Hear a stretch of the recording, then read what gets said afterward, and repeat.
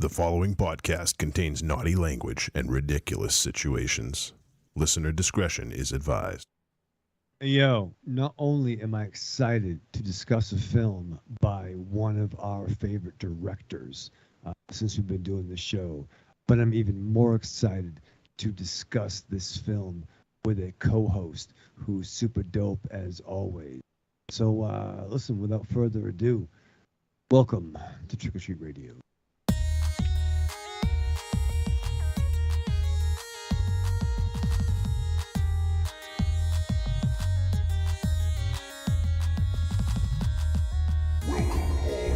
Zombies. You're listening to Trick or Treat Radio, starring the Deadites.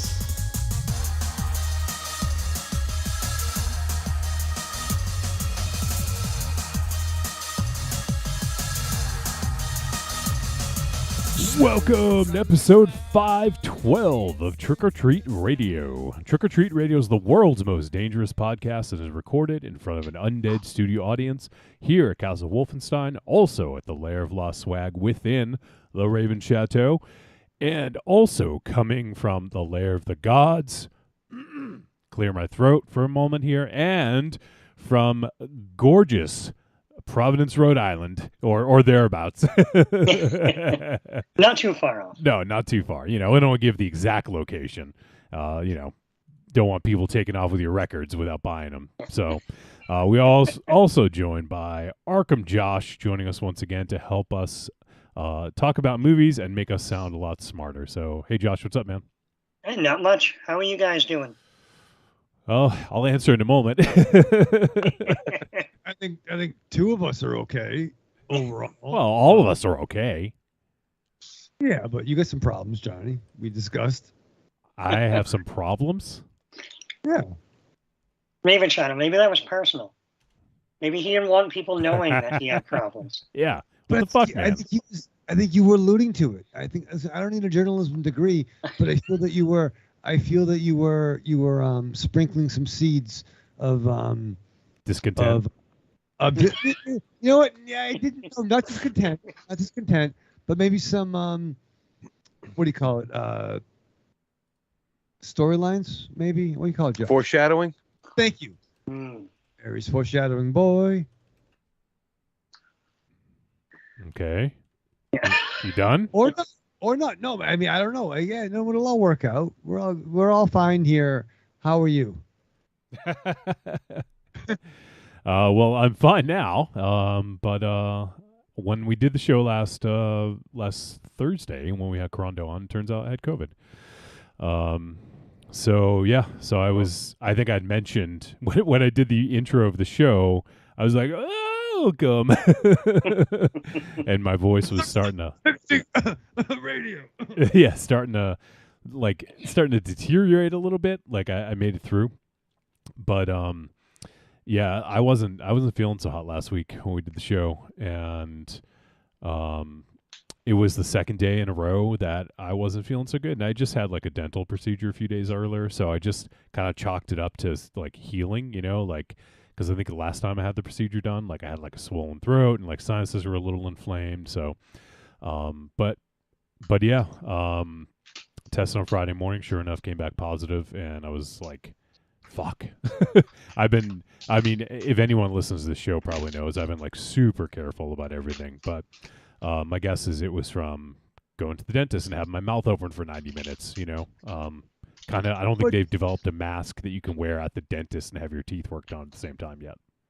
But dude, though, I mean, I don't know how it was in Baltimore, but like, don't they wear masks too, though? Like, you've been super careful, man. Like, that's what pisses me off. Like, well, you've been yeah. really careful. Well, the thing is, I mean, other people who come in to get their teeth cleaned or whatever, they're not wearing masks. So it could get on someone's jacket or, on their clothing or something like that, But they don't got no wipes down in Baltimore? Because New England, we got wipes like a motherfuckers. They have wipes. I mean, I don't think they do, right? I mean, like, why? Well, I mean, people can get it. I'm worried about you. That's the problem, though. That's the concern. Why are you worried? because you have. If you get it, then I can get it. so I see. So it turns out that you're worried about yourself. Yeah, I'm like Steve Buscemi in Reservoir Dogs. If they get to you, they can get to me, and I can't have that.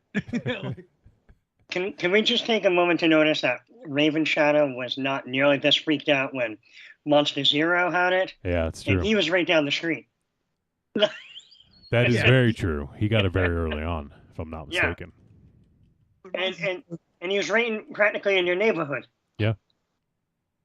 Yeah, but Monster Zero, like, he drinks from the fucking water hose. I mean, he licks things. It's all stuff, weird shit he does. Like, Johnny's very careful. Ah.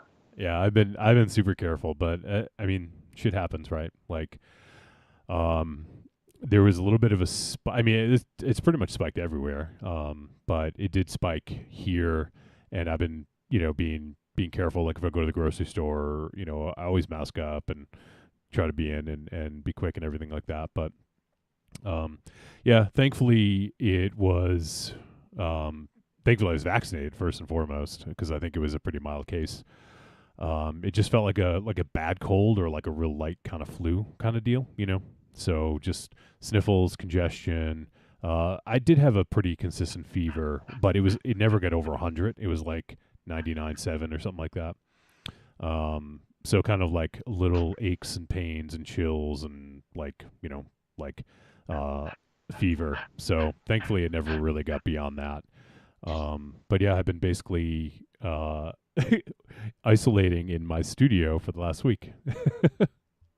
Dude, this sucks because now it's at the stage where it's like now the main characters are getting it. It's like Walking Dead gets bitten by not a Dracula, by a zombie.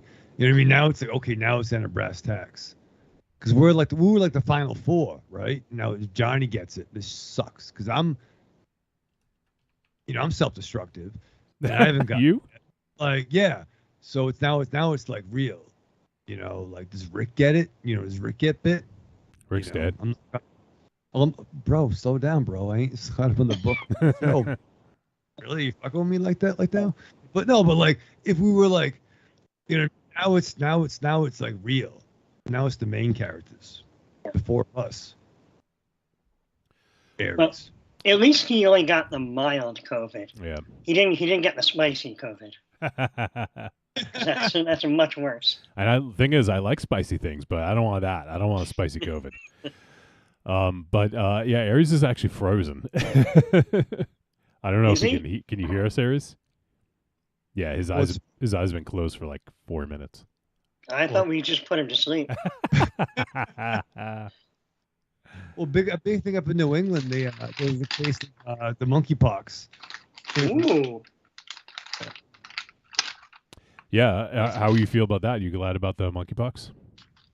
It's a new thing, Yeah, well, I'm gonna start eating bananas and throwing poop around. I don't want that.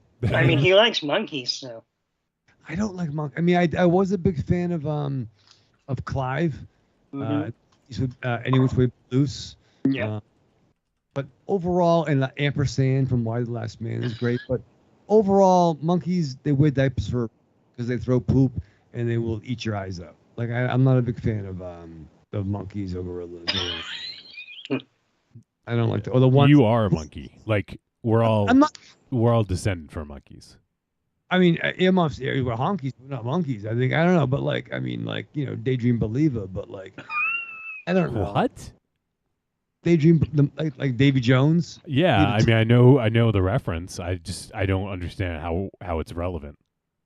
Yeah, but I wear pants. Barely. Really? No, not last night. But no, I mean, like, no, but that's weird. Monkeys are kind of gross, aren't they? They're kind of gross. I mean, humans are gross. I mean, like Bill Hicks said, we're a virus in shoes. We'll give it away, the pandemic. It's exciting. But I hope. What do you get? So, Johnny, do you get vitamins? Do you get vitamins? What do you take for that? No, I mean, I take supplements anyways, like on a daily basis, and I mean, there's a whole bunch of things you can take to help, but I just did what I did for like if I get a cold or something like that. T-Dog has this this regimen where she basically knocks out any fucking cold in like a day or two. It's like ridiculous, and it almost never fails. Usually do echinacea tea, like do a lot of that, do like vitamin C, and we have some other stuff that we do, but yeah, so just kind of drank a lot of fluids, had some tea, all sorts of stuff like that. So I don't think that necessarily helped knock it out. It just was a mild case, but lots of fluids always helps. So Jumping jacks. nope, I didn't do jumping jacks. Maybe I should have. Is that It the, can is that help the cure? loosen the congestion. Yeah. Some DDP yoga. That'd be fucking good. You know what I mean? See, like now, like this whole situation just makes me feel bad though, because Jesse was very careful and controlled, and then now he has to stay in his computer room for like over a week. He only left the room once to watch this movie. I went to a theater to watch the movie. I chose my seat by licking armrests. Oh, the Monster Zero method. Yeah. How do you Josh- choose your seat ahead of time? Like if you book it online, like do they give you is there like a sniff and lick on the screen or something? No, I just had to sneak in the night before and Oh. pick it out. Yeah. Makes sense. So it looks like we lost Aries. He's like completely gone from the call, but he's still frozen on the feed here. So I'm gonna technical difficulty him, and hopefully he comes back. But the thing is, at least he looks happy in that picture. It's true. Maybe I'll just keep it then. Yeah. Yeah. He looks happy for change. Timestamp, Josh. What is it? 5:19 or whatever the fuck. I was talking about somebody a lot about Aries earlier today. I can't talk about it now, but we'll talk about it next week. Well, it's best if you talk about it now while he's not here. No, I can't talk about it now. But no, I'll talk about it next week. But no, I had to explain to somebody Aries idiosyncrasies. Which ones? Dude, bro. There's so many, and you know a lot, but I know a little bit more than you. And Josh, I'll send you some messages offline. But he's he's great, but like there's some. He's great. He's great. He's great. He's awesome. He's great, but like you know what I mean. That's fun. But I'm sorry, Kobe, bro. That's stupid. I'm sorry. You shouldn't have got it. I agree. It's stupid. Dumb. Yeah, it should have skipped you and got one of us. Jumped right That's over. True. Yeah. Nothing. So I mean I'm fine. I may cough here and there because I just have that sort of like post sickness, sort of like post nasal drip kind of deal. So if I mute and I'm coughing, that's why. I'm mute. But the show must go on, right? Yes. Yeah. So Like I hated getting chicken pox, but I did. what, we're going back like 40 years? Not 40 years, bro. Like, I mean. How old were you when you got chickenpox? 14, 15, I think. Okay. Yeah, I actually don't remember. I got them too, but I was probably about 11 or 12 maybe. Yeah, I got them late. But I mean, aside from the itching and the fucking Aveeno bath, I watched my mom rented me a lot of movies on VHS, and would pick up my folder from the comic shop. Oh, So lucky you. It was great. I made a little bed on the floor. It was nice. Ooh, we got Aries back. Yeah, he's Okay, back. I am back. Okay. I don't have a visual though. That's my problem. We do see you. You're frozen, and Yeah. you're very All right. you were very happy when you were frozen. Yeah, I told him to leave the picture up because it was the happiest you'd ever looked on there. Oh, okay. Yeah. Wow, that's a rarity. Yeah. Yeah. Aries happy. Imagine that. And if I could just add on to what Raven Shadow was saying, so you got chicken pox and your mom started doing your errands and then she never stopped. Yeah. Okay. Wow. He's been dragging that out for a while. He said Raven Shadow said he had some. He was giving people dirt on you. No. It's not what I said. What'd It's you not say what I then? What'd you say? No, I was explaining Aries to somebody. And His how- idiosyncrasies. Okay, now I got to hear this. Please explain me to me. Explain me to me. I'm not sure if this therapy is a covered benefit, but no. I had to tell somebody about this is how you talk to Aries. And how do you talk to me? You gotta be careful. You gotta be careful. You gotta go in low. Like you gotta like. It's hard. I did explain that you were like a vampire, like a Dracula. It had to be. We can't talk about it now 100%. But I did. I think I know what you're talking about. Yeah. We can't go in detail right now, but I had to explain to someone. This is how you have to talk to him. Because I tried to talk to you, and it was like talking to a doorknob. So I had to. I'm sorry. What? You asked the question. I answered the question. Yeah, but you didn't really. But you didn't engage. But I did. Yeah, no. I did. It's still, Josh. You know how difficult it is. Oh, God. Oh, he answers me most of the time I talk to him. That's fucked up. And Really. if not, that usually means he's frozen. Yeah. And in my defense, people can't figure out me when I'm talking to them face to face. They don't have a hope and a prayer when I'm typing. Yeah, but I do. Like I'm like the R2 to your, or like the 3PO to R2. Johnny, you're a little kid. You like the Star Wars. Who talks for the other one? You were a little kid. Yes, I was a little kid. Which So other droids? C-3PO is a protocol droid, so he speaks, I forget how many, but millions of languages, Raven Shadow. So 6 million forms of communication because he speaks with the astromech droid. So yeah, so I'm like 3PO. I'm like a hairy 3PO. Oh God. I think you give yourself too much credit because we just had a back and forth where I said I answered you, and you said no, I didn't. But no, Which I have the text messages. We all have the text messages. See, I also feel like sometimes maybe I'm the C-3PO because whenever I'm in It's studio, true, yeah. I feel like I have to explain what Raven Shadow is trying to tell people. and I love We that. all have to do that. Yeah. But Josh, you get me, bro. You get me. Yeah, I'm like Bombaleo, motherfucker. What he's really saying is that the content of that's yeah, man, that's fine. That's fun. So I believe what you're saying then is you are R2. Yep. We're all R2.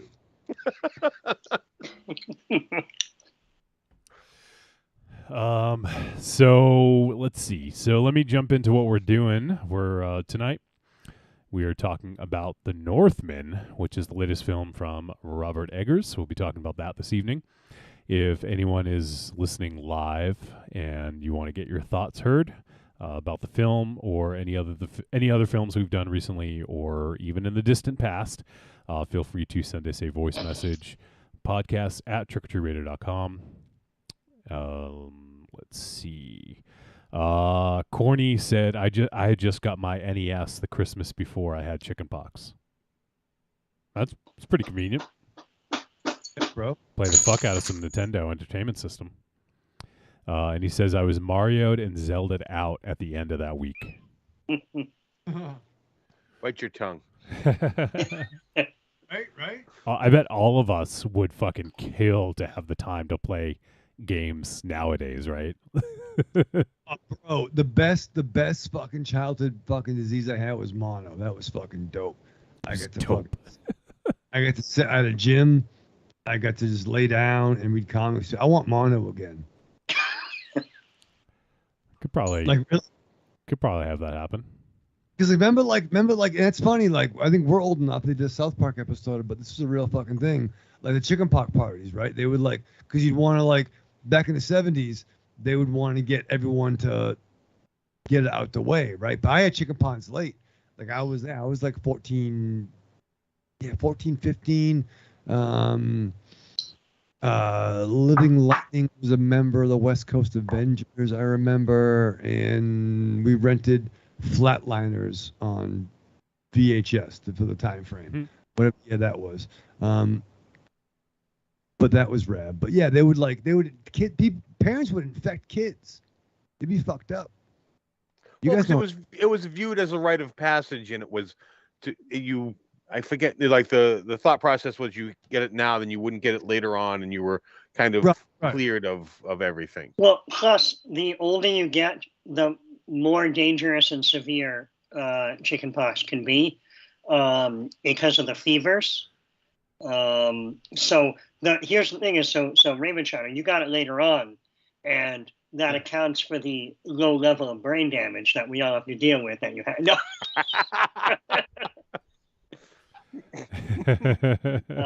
But actually, the main bad thing is if you get it post puberty, the fevers can get so bad that you can go sterile.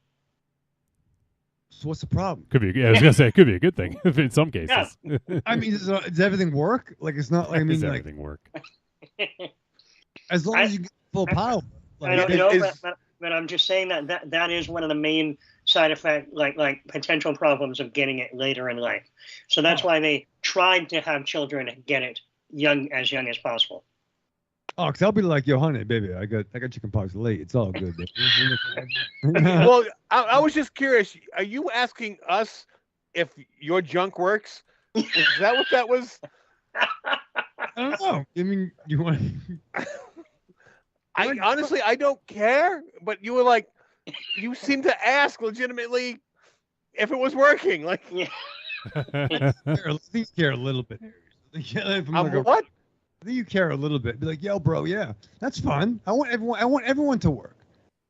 You know what I mean? Please refer back to my earlier brain damage comment. So we're gonna talk about the Northman. I'm looking forward to that. I've been gonna get away from this. Yeah. Been excited to see this one for a while since we initially heard that he was doing this. I think back in 2019.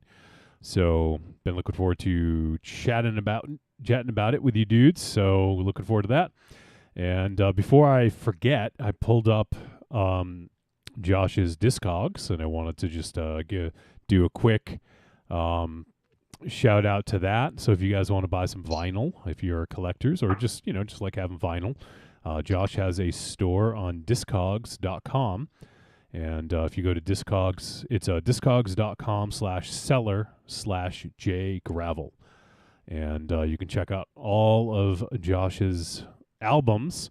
I think my favorite thing to do is to just look for the most expensive ones and ask what the story is behind it.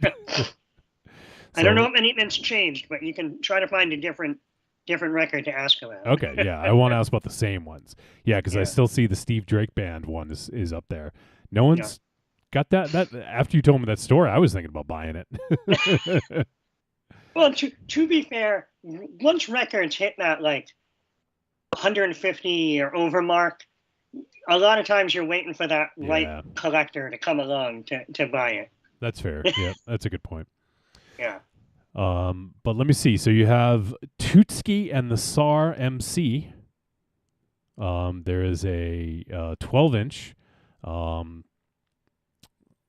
It is looks like it's a near mint. Can you tell me anything, Josh, about Tootski and the SAR MC? Okay, let's see. What I'm going to do is I'm going to pull it up on my phone here, so I can refresh myself on that one. Yeah, I mean, you only have 2,739, so I can't imagine why you wouldn't remember every little detail about every little album. Every single one. And I don't think there's really anything super special about that other than how is that spelled? Tootski. Toot. Yep. Skee. E. All right. I tried it with an I. I thought they were Polish. So, no, I'm Tootski. Yeah. So I'm just gonna say that this looks like this is probably like a self-released 1989 hip hop record from Connecticut. Oh man. From nice. West Haven, Connecticut. Oh, the main streets of West Haven, Connecticut. Yeah. And it's still sealed too, so that helps kind of up things right there. I wonder if Tootski is going to buy it. Maybe he doesn't even have a copy of his own album. I'm hoping Tootski still has a copy of his record, but it's the Czar MC. Yeah. That's the wild card. But yep. So I don't think there's a crazy story behind that. Just independently released 1989 Connecticut hip hop. That in itself is a good story. Yeah. So there's that. I'm looking at, I see Rush Presto on vinyl. Well, all this is vinyl, but well, no, there are some CDs and stuff. Oh, there is. Oh, okay. So the Rush record is one of their that's from like 1990, 91. Yeah, it was around that era. It's sort of when they became a little bit more commercialized. Right. Yep. But the important thing is that's when everybody bought that record on CD. Oh, yeah, you're right. Yeah, it was 1989. Yeah, you're right. So that would have been when people were buying it on disc. Absolutely, yeah. Right. So everybody was buying it on CD, and most people were not buying albums. So that a lot of stuff, almost any popular music that is in LP form, like not singles, but LPs from that, like maybe 88 through the late 90s, is all worth more than what would be expected, just because the majority of people that were buying it on CD, or maybe even still some holdovers on cassette. Yeah. No, that's a good point. Because I think that's also sealed, so that ups that price as well. Yeah, so that's pretty cool. I saw something else caught my eye. Oh, you're gonna love this one, Raven Shadow. Poison, Flesh and Blood. Ooh, I just got that. I got 2 copies of it too. Nice. Yeah, I just last week had a really nice hit where I got a bunch of kind of 80s hair metal stuff. So I had like the first 3 Poisons, first 4 or 5 Motley Crue records, the first 3 Cinderella records, and all of those are good sellers, but especially once you get those ones that are like 88, 89, 90, the price just shoots right up on them. See, I was never a Poison, Cinderella, Def Leppard fan. I was Crew. Saw them in concert and Dr. Feelgood tour. Warrant opened up. I was a Warrant mark. I did love Skid Row, and I don't think Skid Row was. You live on Skid Row. I am getting close by the day. It's fair. Slave to the grind, baby. Yeah, you will. Yeah, that's true. Fucking what? But fucking, I mean, Youth Gone Wild, fucking 18 in Life, Slave to the Grind. There's some fucking dope tracks. I Remember You. That's a fucking dope ballad, You man. remember us? I remember one of you. I remember Johnny. He remembers fading out and mumbling. Yeah. But yeah, anytime you can find that, like I was saying, that very late 80s into the 90s stuff, it's tough to come by. It's even tougher to come by in such good condition. Yeah, it's one of those things I didn't really think about, because I'm sure, I mean, obviously CDs really aren't in high demand right now, but like when the transition from digital, from CD to digital happened, I'm sure that there was a similar, similar thing happening where a lot of people were, now buying a digital. So there may be any CD collectors out there may not really have that stuff available, and it might be very difficult to find because of that. So, but yeah, right. It's interesting to think about that. Late 80s, early 90s is when CDs were really, really taken off. So yeah, that makes a lot of sense. Yeah. So between, with sales being down, the other thing too is they were pressing, since they knew they weren't going to sell a lot of vinyl, they were pressing it in much lower numbers. Yeah. There's a lot of stuff from that era that didn't even get a vinyl pressing. Usually, like once you get into the 90s with a lot of the alternative stuff, a lot of the stuff that did get vinyl pressings then were because it was in the band's contracts that they wanted it. And then the other thing, in the late 80s, there was a bunch of stuff that didn't get a regular release vinyl pressing, but did get vinyl pressed through things like Columbia House and BMG. Oh yeah. Yeah. So I know there is some of that, some of the kind of later era hair metal stuff where their records didn't come out till 90 or 91. Some of those bands, the vinyl was only ever available through like Columbia House. So they become super hard to find.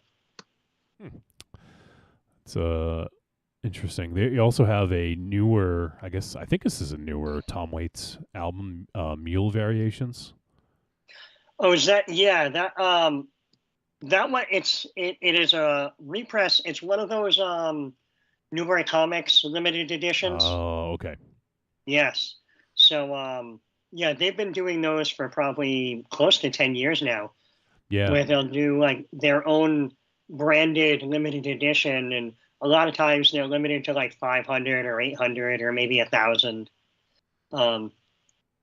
Yes, and some of them tend to go up in value. So yeah, it seemed like Newbury Comics, at least around here. I mean, I know they're not all over the country, but it seems like they were kind of on the forefront of the vinyl, sort of revival. Like I remember seeing, when I would go in there and see tons of vinyl, I was like, what the hell? Like, what is going on here? Like, and right. then sure enough, soon after it took off. Yeah. So yeah, there you go. So if you guys want some vinyl, Josh has a lot of good stuff on there. So give his Discogs a look. Discogs.com/seller/jgravel.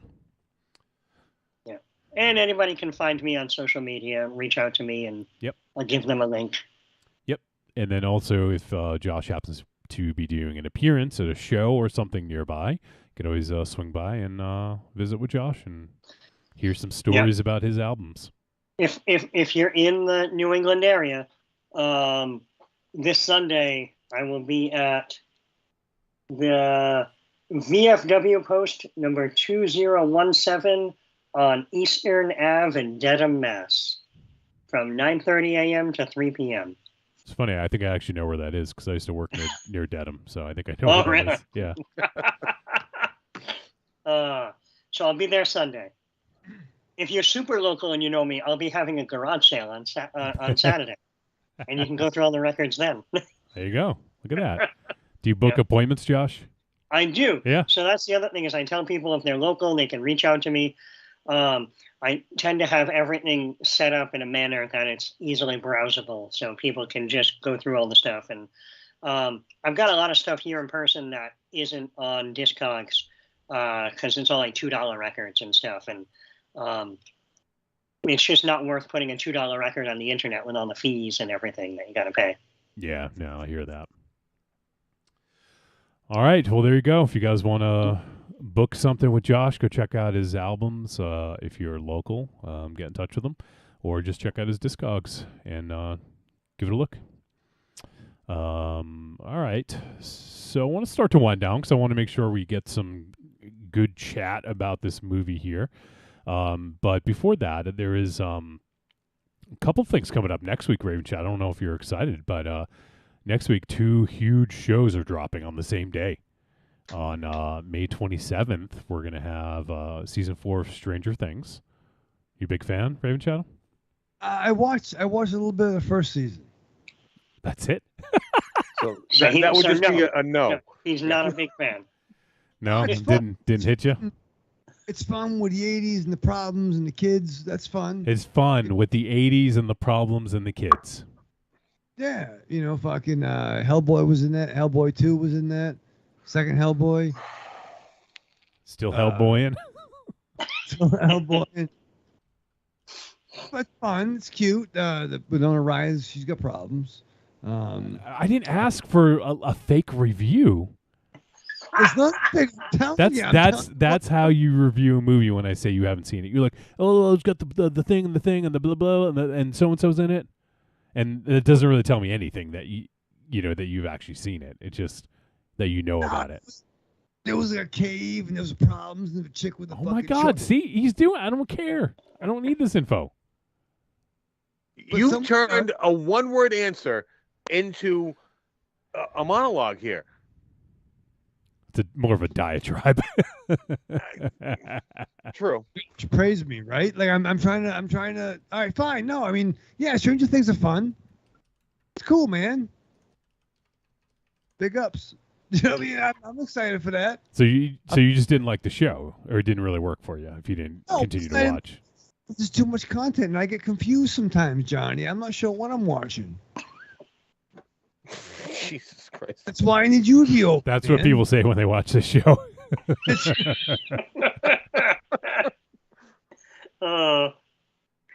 Trick or Treat Radio. There's just too much content. That's our new tagline. Oh. Do you know what else is dropping that day, Raven Channel? Oh shit, your boy Obi-Wan. Yep. Yo. Is he? Don't ask him if he's a big Obi-Wan fan. Yeah. Is he your boy? Are you a big Obi-Wan fan? I'm big Obi-Wan. I mean, I'm fascinated. I was gonna watch fucking Skywalker for like 10 episodes. Like, there he is.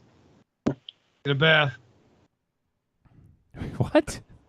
Yeah, like, once again, I'm not sure if he's like peeping Tom Obi-Wan. Like, I'm not sure like, how much involvement he's gonna be with Uncle Owen and Peru. Like, will there be a young little kid Skywalker running around? Yes. Oh He was shit! in the trailer. Yeah. Oh shit! There's a trailer. I don't want to be spoiled, man. Like, You don't want to be spoiled? You're not going to watch it. I am gonna. What am I not gonna watch? Marion. I'm not gonna watch it. Of course, it's fucking yeah. But like, I'm already sold. I want to just embrace it as it comes in. But like, will there be a little kid Skywalker running around? Is it Biggs in it? Is Biggs in it? Make that show. Why don't you watch the fucking show and then you tell me? I'll tell you. Like, you might not know this, Johnny, but Biggs Darklighter is a friend of Luke Skywalker, and you grew up on Tatooine. Wow, I had no idea. Did And they he go had to a the Did they go to the Tossie station together too? Oh, they got power converters like a motherfucker. He need a mustache. He need a mustache. Man, It's fun. No, I'll watch that. I mean, I don't even know what's going on, but like, I that's fun. I like Ewan McGregor. Right? I know Aries does. why are you asking me to confirm whether you like something or not? It's a discussion podcast, Johnny. Yes. Can You we also just have an constantly opinion. refer back to the fact that he had chickenpox as a teenager? It explains a lot. And you pointing out that it's a discussion podcast doesn't change the fact that you were looking for someone else to justify your answer. Thank you. Yes. Thank you. Yes, I am. Just really wasn't a compliment. No. Just all you got to do is say his name, and he'll like take it as a compliment. Yeah. Praise me. So yeah, so those shows coming up, some big shows. Looking forward to those. Yeah. Anything else? You guys want to talk about anything else before we head to the film discussion part? I got a bad sunburn on my head yesterday. Like on your scalp? On my scalp. Yeah, I'm not used to this bald thing, and I spent 10 hours in the sun without a hat on. It's blistering. It's not pleasant. Uh-oh. You It need is your my hat bad. more often. I do. I need my hat, but it was very windy. I couldn't wear a hat yesterday and was like, it's cool. But it was very sunny. We have to get him a hat with a chin strap on it. I didn't. Well, you know what? I had that, but it just, I don't like to cinch the chin strap. But that's what it's for. It is. It's what it's for, but I You don't need a look cool with the wide-brimmed chin strap. hat with It's, it. I got the, Yeah. they make fun of me at work because they said I either look like a crocodile hunter or a Red Dead Redemption. But I got one of those hats, but I don't look cool if the chin strap is tucked up. Yeah. Just hide it behind the beard. Yeah, but then I just have one lone string dangling down. Tuck it. Oh shit. You gotta get one of those hats like Big Trouble in Little China, like one of the one of, like, The storms.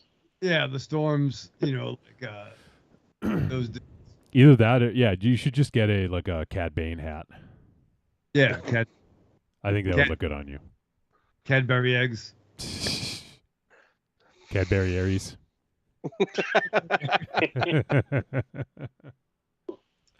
I mean, we're just trying to protect your scalp. Yeah. Well, it needs protecting. Like I said, because I'm not used to this bald thing, and I recently just shaved it down for the summer, and Wait, nothing good. it's gonna stay bald for the summer.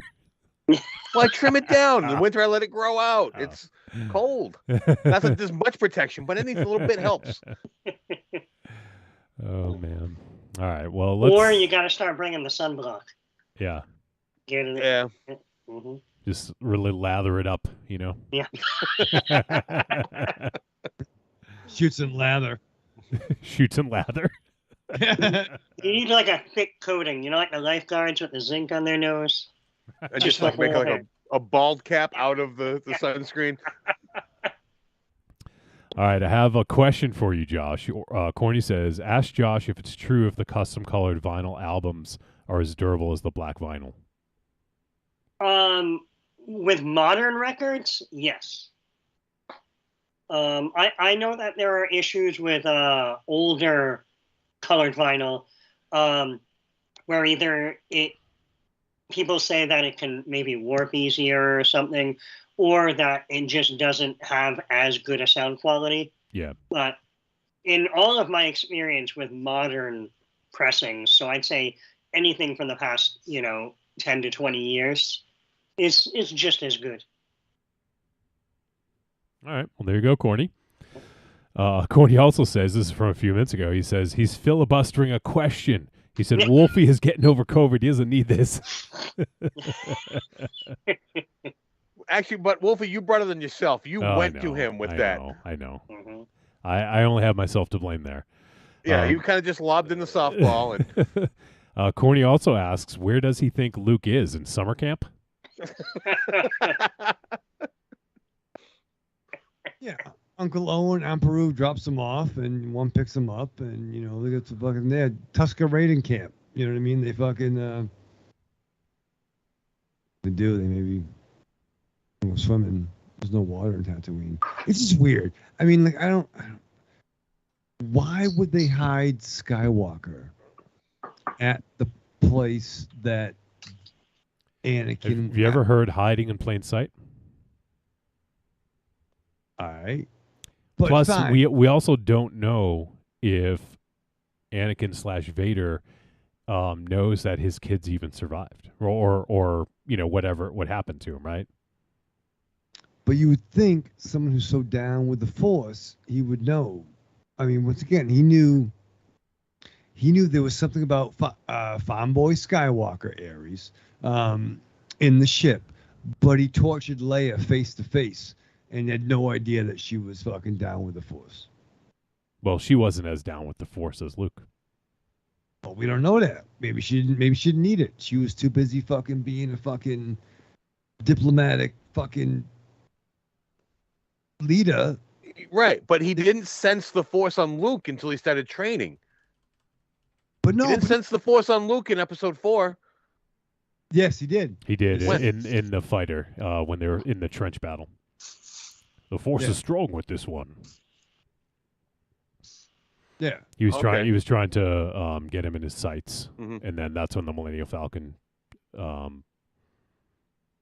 Yeah, we're all clear. Okay, blow this thing and go home. Yeah. That's Yeah, when it showed okay. up Well, and shot I Vader forgot out about of- that. Yeah. But he I didn't still- know it was Luke. So to be fair, he didn't know. He could just sense that the Force was Yeah. with someone. Yep. Yeah. Yep. Right. And it's been proven that the Force wasn't as strong with Leia. I don't know. It's been proven what? Like on Etch-a-Sketch? Where was that proven? She was able to do the Michael Jordan pose thing and fly back to the ship in Not the shitty... yeah. Later. Yeah, but maybe she had a fucking power to Force to fucking be diplomatic. You don't. I don't. In the 2000s, I did. It's not as strong with me anymore. Yes, in all her training in all those years, she was able to pull herself back to a ship. So I would not call that strong with the Force. I think she didn't need it. She was like, you know what? I'm too busy fucking leading shit, and that's why Fanboy Skywalker and Han were a couple of dicks. Why can't he just be Luke? Yeah, Luke, so that's syllables to say quicker. Yeah, Yeah. I just don't Yeah, get why it. not just Luke? Luke, Jedi Master Luke Skywalker. Luke See, Skywalker. he can't do it. He can't just say He Luke. just can't be Luke. Wasn't that? He's Luke Skywalker, Jedi Knight.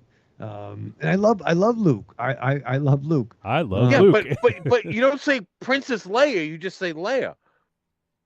Yeah, I mean, or General Leia.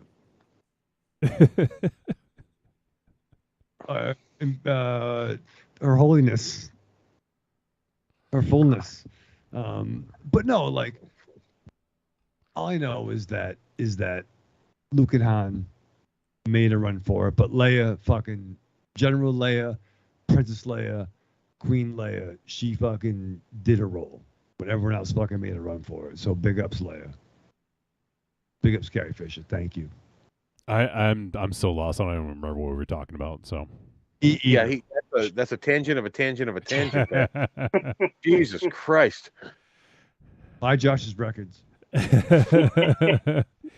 So there you have it. Let's move on, and I want to talk about this movie. So if you guys want to help support the show, there's a few ways you can do so. The best way is to go to Patreon, patreon.com/trickortreatradio. And speaking of Star Wars, on our last Patreon episode that dropped on May the 4th, we had a conversation about The Worst Jedi, and Raven Shadow brought a list. Was it his list? Well, you'll have to tune in and find out. He brought a list, though, and we talked about The Worst Jedi of all time. And Rocky from my co-host from Force Insensitive and Raven Shadow and I's boy, okay, joined us as well. So if you guys wanted, Did Rocky give permission for Raven Shadow to refer to him like that? did he Raven Shadow? We're part of the fucking Quarantine Titans, man. That doesn't mean anything. We're part of the team, man. Me, Double D, Corny, and Rock. It didn't answer the question, but sure. Yeah, sorry. Just- So, anyways, I'm going to request to see those documents for approval. yeah. Can you submit those documents in in triplicate. triplicate? Yeah, exactly. I was just thinking that. We need to keep a copy on file at all times. I don't think he's gonna. Do you know? He's afraid. I think he's afraid of what we're talking about. Does that scare you, Raven Shadow? You don't like documentation? No, I'm working on some other fucking documentation right now, John. But yeah, no, I'll scan it to you. Give me your yeah. I'll Corny just says I'm embarrassed because he is a quarantine titan. Is that why he's embarrassed? He's a Quarantine Titan. Yeah. I didn't hear that name get mentioned when you rambled through the names. Yeah, said the you name. did leave Did you Corny forget out. Corny? No, I think you left him out. I said You Josh. forget- Josh. you- Josh. You forgot Corny. I don't know. That's very curious. Josh, you're a gentleman. Don't believe their lies. I said Okay. Corny. I said Corny. We'll go back and check the record later. Yeah. Yeah, don't worry, he will. He'll listen to this 2 or 3 times. We'll Yes. buy the record from Josh on Discogs, and then we'll go back and review it. It's being pressed right now. It's direct metal mastering. It'll be available tomorrow morning. Only on Discogs.com. Yes. Only on colored vinyl too. Yeah, exactly. And the quality isn't degraded whatsoever either. So, all right. Well, let's move on. Think we all could use a little break. So if you guys want to help support the show, patreon.com/trickortreatradio, and you can join for as little as $2 a month. You can help support the show and pay for everything, or help pay for everything that we do, including the streaming software, all the software that we use, all the subscriptions, all the gear, all the things. So we would appreciate that. And also, you guys can join our Discord for free. You don't have to pay anything to join that. It's the link is in the show notes. Just look for join Discord, and you'll see a link in there. But Discord is limited. You'll get access to the main room, but to get access to all the rooms, you need to be a Patreon supporter. So you can join and get access to the entire Discord. In addition, you could do a Patreon takeover like we did just a couple weeks ago with our boy Linus. And we have another one coming up soon. I actually have to reach out. I had the initial talk with our next Patreon takeover, and we just got to nail down the date. So I'll be in touch with next up is Double D. So I'll be in touch with Double D. Speaking of Quarantine Titans, I'll be in touch with him, and we can figure out when we'll be doing that. So it'll be in June because we've done our May one. So yeah, go ahead, patreon.com/trickortreatradio. Give it a look, help support. Also, a couple other ways you can help support. Go to trickortreatradio.com, scroll down, look for the Amazon logo. You're going to see that. You're going to click it. It's going to bring you to Amazon. It's going to input our affiliate link, and everything you purchase in that session will get attributed to us. Doesn't cost them any extra, Raven Shadow. But it's another way to help keep the lights on. That's right. So it's another way to help pay for the show, to help us continue to put it out. And then finally, on trickortreatradio.com, you can click on Store, and in there you're going to find some digital goods. We got the greatest hits of Trick or Treat Radio, volumes 1 through 3. There's highlights, there's lowlights, there's midlights, there's everything in between. There's arguments, there's songs, there's interviews. It's just a mishmash of bullshit is kind of the best way of putting it, really. And it's a nice little sampler of the previous, like the first 6 or 7 years of Trick or Treat Radio. So go ahead, consider that, and help support us. All right, Raven Shadow. So you sit down to watch The Northman. It's a long movie, a 2 hour, 17-minute movie. You probably watched it in about maybe 7 sessions, I'm guessing. But for that first session, what did you do to prepare to watch The Northman? Oh, I got excited, Johnny, because last Sunday, Mary and I hung out with former Trick or Treat Radio co-host Monster Zero. We went out for some hot dogs, hot dog party. Yeah, I heard. Yeah, how was it? it was nice. I mean, the commotion on Facebook is outrageous. I think we broke the internet. There was so many likes. There was so much commotion, so many comments. I don't think you understand what breaking the internet means. I think from my understanding, I think we did. Right, getting 10 likes on something is breaking the internet to Raven Shadow. It was like 35, Johnny. It was 35. All right. If that's on Twitter and like you're looking for retweets, like that's nothing. Yeah, on the Twitter. But no, it was nice. It was funny though.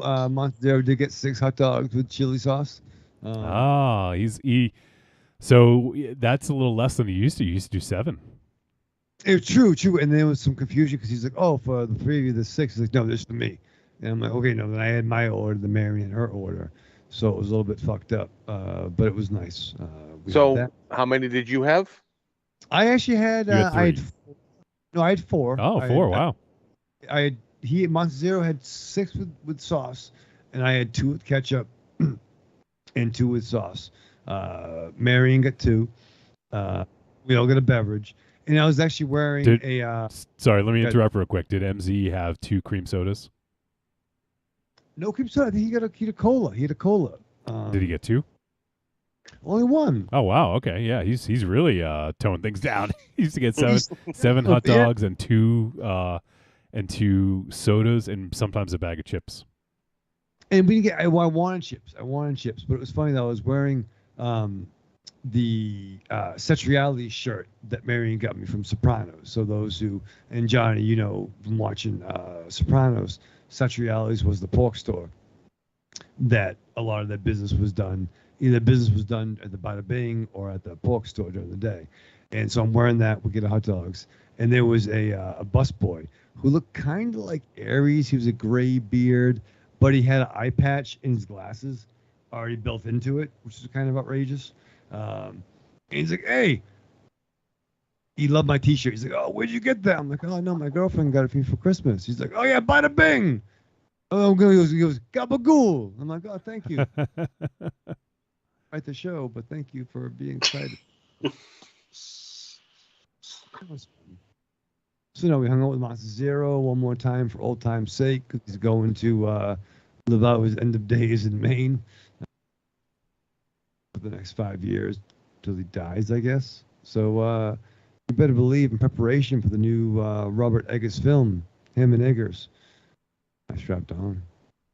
You go through your week with the same old routine. What you really want is some blood and thunder in your life. Well, friend, you found it. The Cromcast is an adventurous journey through the history of two-fisted pulp stories With your hosts, John, Josh, and Luke. we have action. horror. An adventure, all through the lens of pulp luminary Robert E. Howard. Don't just stay in your ordinary life. Find your pulp life at thecromcast.blogspot.com. The Cromcast, The Cromcast. The Cromcast! a podcast for the barbarian at heart. I'm Alex West. And I'm Andrea Subasati, and we're from the Faculty of Horror podcast. And you're listening to Trick or Treat Radio. The following message is a paid advertisement for the Cult of Muscle podcast. The Cult of Muscle. You're either in it or you're dead. It's the dawning of a new age. The halls of Valhalla have been shuttered. The heroes of yore have either retreated to the shadows or taken to capering for the amusement of the small folk. Their past glories a distant memory. The barbells have been torn from their once puma-strong grips. The beards shorn from their square jaws, only to be transplanted onto flannel-clad, puny weaklings with fingers barely powerful enough to strum a ukulele. The time has come, my brothers, to restore order from the chaos. No longer will our heroes be forgotten. No longer will their great deeds be viewed through a foggy lens of irony. Hear now our rallying cry as we scream it from the mountaintops, as we bellow it from iTunes and Libsyn and Facebook. It's time to join the cult, my brothers. So don your cloaks and enter the Cult of Muscle. Thank you guys for having me on. It's a blast. You guys are awesome. Thank you so much. And, Trick or Treat Radio, man. That's where it's at. That's the new Fangoria Radio is Trick or Treat Radio. No. Don't say that. That's like, you really put us under. It's like swearing in church. I don't know. You just jinxed us. Yeah. you put a lot on our shoulders just now. Well, we can strive for you greatness. guys are awesome. Yeah, you really are. You got a great show.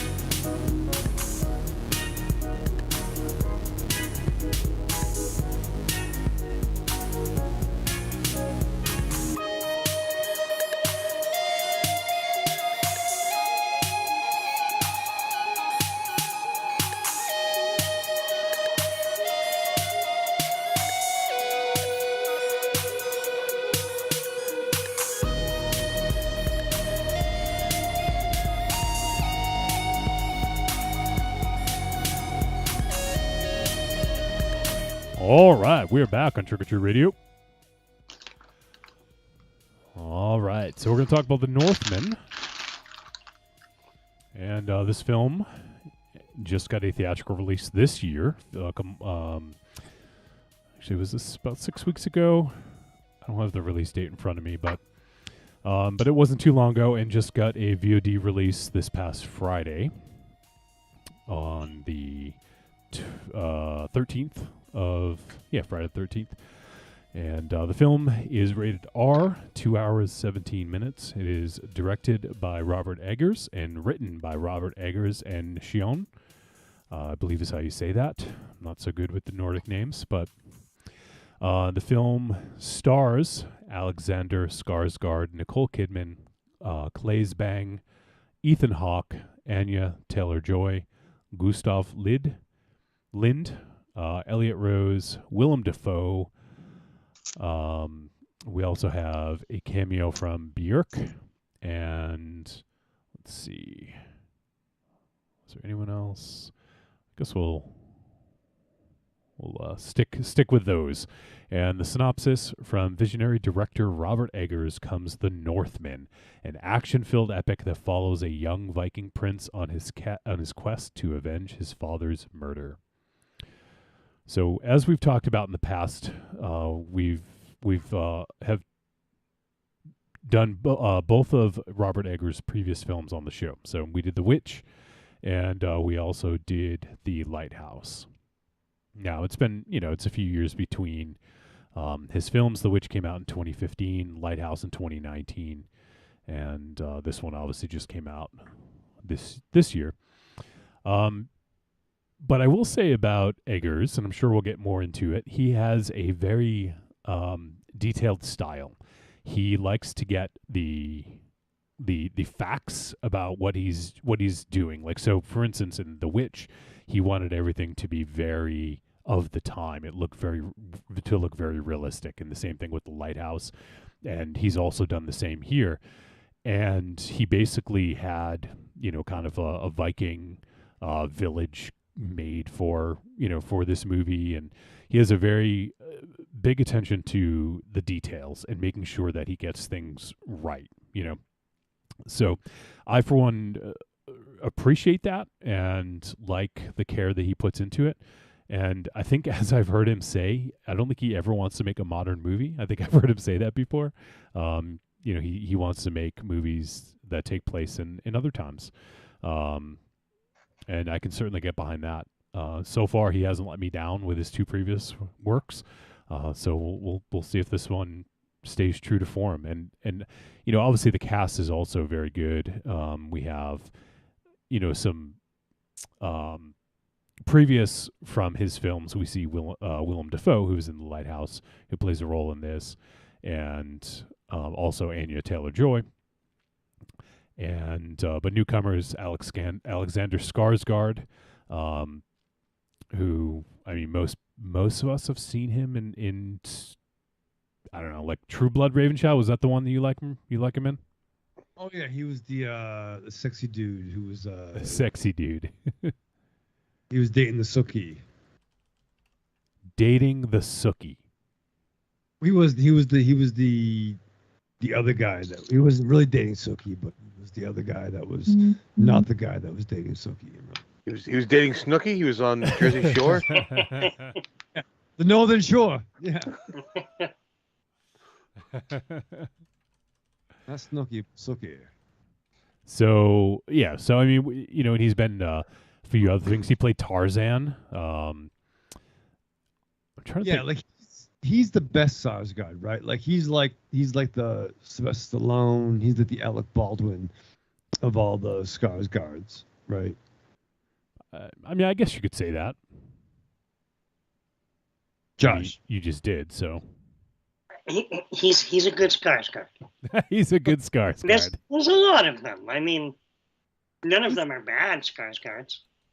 Yeah, I mean, like I'm also a big fan of like big fat Danny Baldwin, and I love Stephen Baldwin a lot. Like, who's William Baldwin? What's the better family? Is it the Mickelsons or the Skarsgårds? I guess the Skarsgårds because they have them outnumbered, maybe. The Nicholsons? Mikkelsen. Like Mads Mikkelsen? Yeah, like Mads, Lars. Lars Ulrich? I'm not sure. I Oh don't my think. fucking god! No, but like I think it's more the Baldwins. There's the Baldwins, and the Helmsworth probably would be a better Helmsworth. The Battle of Helm's Deep. Hems. Oh, Helmsworth. Was it? Hemsworth. Yes, there's no L. No. Think about the hem in your pants. Hunter Hearst Hemsworth. How much is that worth?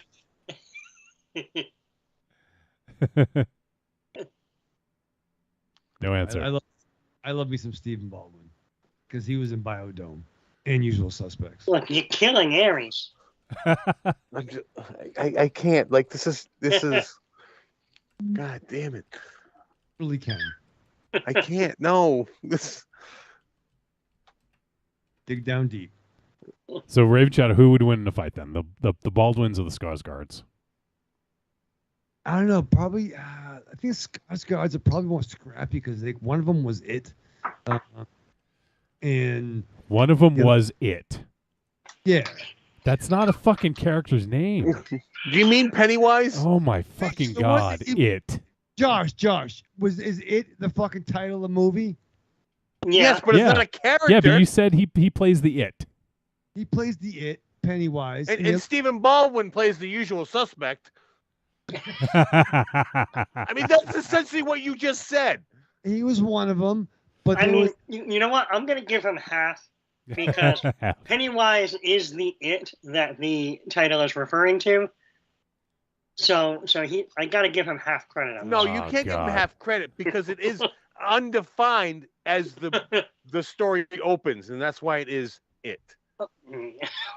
See, I would throw the Murrays in that triple threat too for fans. A lot of Murrays. Yeah, well, I'm throwing the monkeys in there.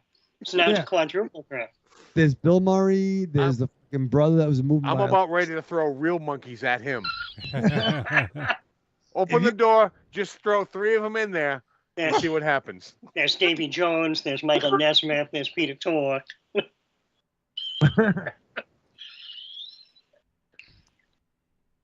lot of bloodlines. But no, I think the Murrays, the Baldwins, and the Skarsgårds, they're a crew.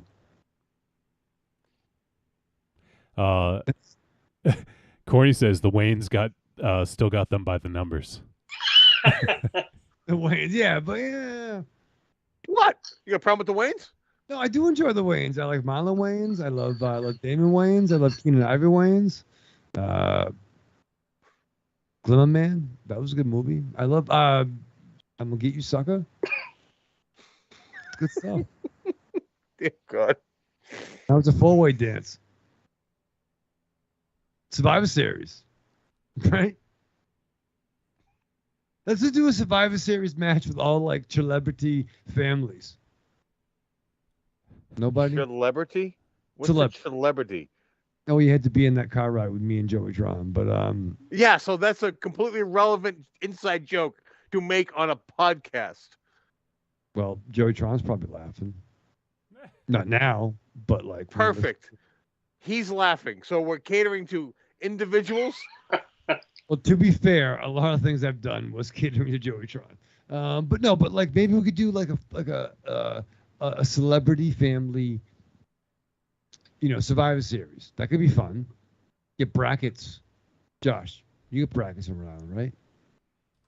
I'm sorry. Are we recruiting the actual celebrities to wrestle? I'm not sure we can get them. So we're gonna do a celebrity so what are you family proposing? Survivor Series. Only using celebrity impersonators. Yeah. Or are we going like old school, like MTV Celebrity Deathmatch and doing claymation? Yeah, I think you get to work on that. Go right now. Start making your clay Stephen Baldwin. Go ahead. I've done work with claymation. It's true. So go. Start. Fine. No, Okay. go. Yep. Stephen, Right. go. Start working on Stephen. All right, Marion, get some clay. This is what we're doing. Yep. Go ahead. Go ahead. Okay. No. Right now. Go. We'll wait. Honest. Go ahead. So, and also Marion's calling me out for my pronunciation of Björk. That's how I was learned that it was said. Let me go ahead.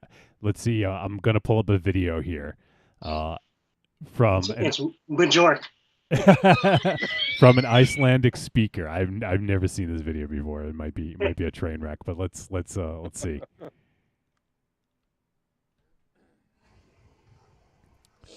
Okay, so I recently noticed that a lot of people are mispronouncing the name of the famous Icelandic singer Björk.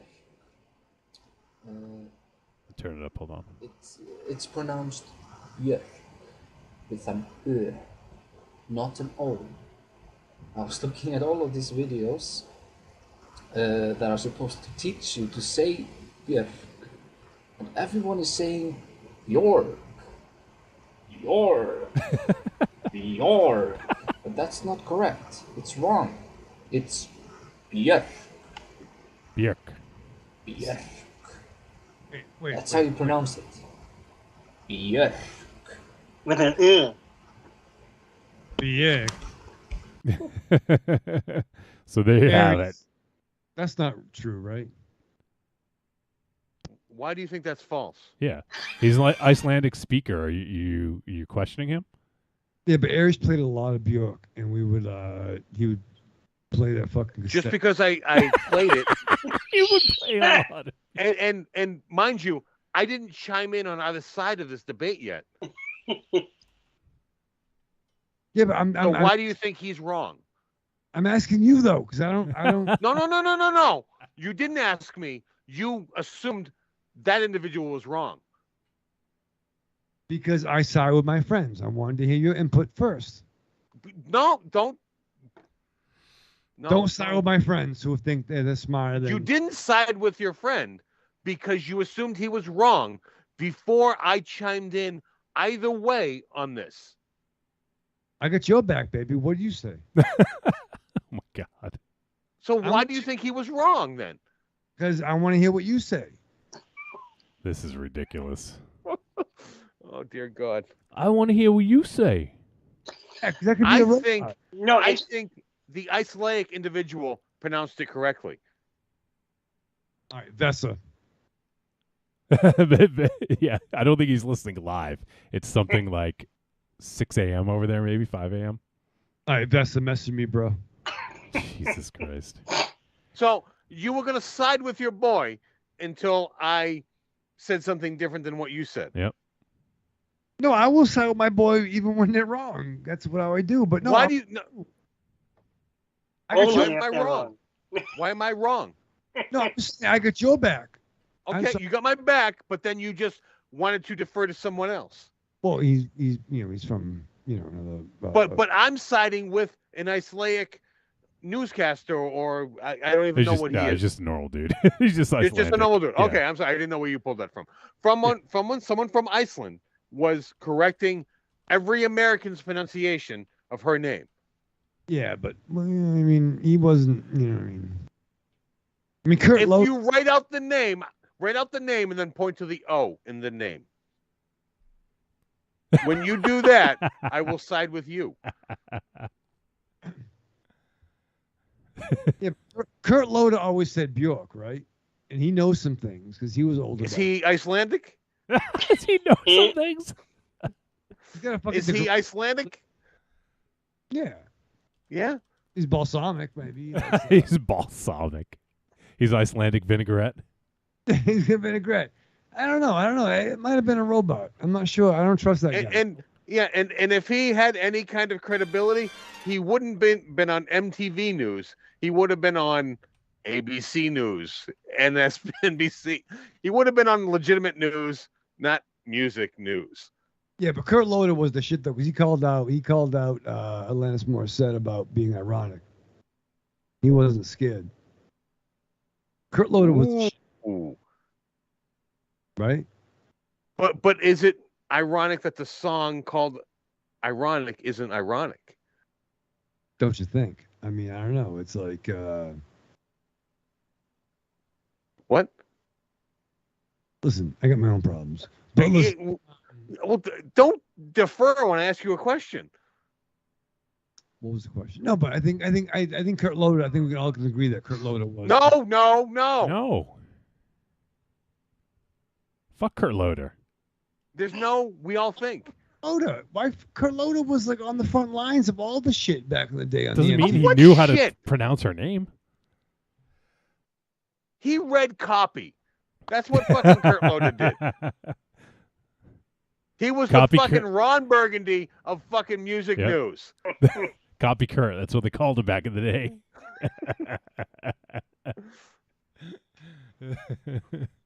Oh, yeah, let me pull up another video. Let me see here. Let's see how they say it. All right, how's it going? It appears to be David Hoare. Many of my favourite musical artists are female solo musicians. Also, I'm a very nice guy. I would say my top 3 female solo musicians are Kate Bush, Janelle Monáe, and Erykah Badu. But my fourth favourite female solo musician is Björk. But some people don't know how to say Björk. So, it's time for David Hoare's top 5 ways to pronounce Björk. Don't see your favourite way to pronounce Björk here? Leave it in the comments. Number 5. Bjork? This one's for the casual fan. You've only heard It's Oh So Quiet, but you like it. Number 4. Boujaku. This one pairs excellently with a lovely sea bass. Number 3. Bergerac. Only to be used in case of emergency, like a house fire or family brunch. Number 2. Blah! You can only say this one if you've actually been to Iceland and touched the strata. Number 1. Bloody hell, David, that's a bit elaborate. I'm sorry, things have got a bit tough recently. I've All right, well, I'm not going to play a whole fucking video, but there you go. Bjork. Bjork. Yeah. Say it, Rim Shadow. Say it with me. Bjork. There you go. Which is essentially the same way you've been saying it, but without an O in it. Yeah. Like, just think jerk. Well, I am right now, but no, I don't think. I don't think I ever used that. Oh, it's Bjork, right? Oh, yeah, Bjork. Oh, yeah, okay. Most people You say Bjork. Yeah. Most people say Bjork, but it's Bjork. Bjork. So whatever. I want to yeah, talk about this Bjork fucking is movie. the easier way to roll it off the mouth. Ooh. Raven Shadow likes to roll it off the mouth. I do, like, yeah. Like. Oh man, there you go. No, There- I just want to add, I'm a little disappointed. I didn't know she was in this beforehand because I didn't know that I should look for her. So I had no clue. Oh, so do you know what character she played then? Like No. Was she the blonde? Oh my fucking god, you guys. Yes, she de-aged herself 30 years to be in this movie. Well, I don't know. She's Icelandy. Icelandy. Icelandy. They got magic powers over there. They got. All right. Anyway, who was she in the movie? She was the Cirrus. She was Oh, the she one, was- the one With who the- set in the pro- she was the one who set him on his path. She was in that the Oh. burnt out building. She had that God huge damn it, that makes sense. headdress. Yeah. Yep, that absolutely makes sense. That's yep. If I'd known, I would have definitely gone. Yep, I would have. Yep. Henry loves Bjork, Ray Bjork, Ray. No, I wouldn't say love. I'm a fan You got, of her earlier work. You have some attachments. What you say? I will Like I say said, a fan I will say of earlier work. I'm a big fan of her work. I know she's only put out a handful of albums in the last like 10 years. I think two or three albums. But I'm a big fan of Björk, and I did see her in concert once, maybe twice. I don't remember actually if it was two, but yeah. So I was excited to see that she was also in this as well. But let's go back to the beginning. We got on like a 20-minute fucking diversion there. So it's kind of par for the course. Yeah, welcome to Trick or Treat Radio. Yep. But so this, I actually wanted to do a little bit more research on this than I was able to. But I do know enough. So Robert Eggers wanted to do this big sort of like Viking epic story, and I will say that it's based on a story, Amleth. I don't remember actually if that was, I think that was the name of the book as well. Let's see, but it ended up being the basis for Hamlet, that Shakespeare had wrote. So there was a story pre-Hamlet that was about a character named Amleth, and that ended up becoming Hamlet. So this is a very old story, and it's based on it. It's not an exact retelling of it, but and then we have the main character here, who's played by Alexander Skarsgård, who plays the character of Amleth. So that's just wanted to call that part out. And then also Eggers, I don't remember the exact flow of how this all went, but I think he had reached out to Björk about this role, and she put him in touch with the poet Sion. I don't even know how to pronounce his name, but he's an acclaimed Icelandic author, and he did. The funny thing is, he did write Dancer in the Dark, which is a great fucking movie starring Björk, back in the year 2000. So, and it looks like he also did some work with the Sugar Cubes back before Björk went solo. So I guess that's kind of his in on this, and and Eggers likes to stay as close to the source material as he's able to. So I think it's good that he got Sion involved in this as well. So but I've talked a lot. Let's get some other thoughts. Josh, I don't know if you I know you're a fan of Eggers. I don't know if you had any additional information that you might have acquired about this that I hadn't talked about yet. No, I think you pretty much covered all the background that I knew. I know I had tried to do a little bit more research on the original source story, and that really seems to get very convoluted. But the best I could find is that it at least traces back to at least like I think they said like the 10th century or something like that. Yeah. And even the name actually evolved over time. So even the the name that they are using as Amleth isn't the original name. It kind of just over the years of telling, the name changed, and that is a more, I guess you would say, anglicized version of what the original name would have been. Yeah. But as far as the Hamlet thing, that would have been the name used at the time when Shakespeare would have been exposed to it. Yep. So, yeah. But yeah, I know I'd seen a lot of kind of the same things that you had been mentioning when I tried to do some research on the film. So I guess I have no extra input on that. How about your research, Raven Shadow? What did that pull up? But like my understanding, like I'll tell you, but this film has gotten some buzz and attention, especially on Facebook and certain groups, and this wasn't the movie that I was expecting. For some reason I was expecting a very almost like a minimalistic dialogue and more full frontal nudity. Then I don't know. What? Why were you expecting full frontal nudity? I don't know. Maybe it's a weird fucking Mandela effect. I'm not sure what happened, but for some reason I was expecting a weird lot. Mandela effect? Yeah. Everyone has to talk about something for it to be the Mandela effect. It has to be in the public consciousness.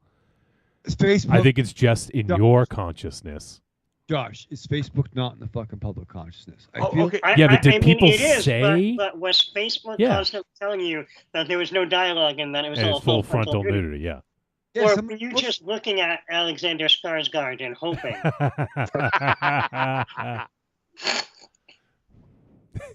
Maybe. I mean, I don't know what projected it, but I thought there would be a lot more full frontal male nudity and less dialogue. I have no idea where you came up with that one, man. Am I the only one? I was yeah, you're the only one. Really? In the whole fucking world. The whole.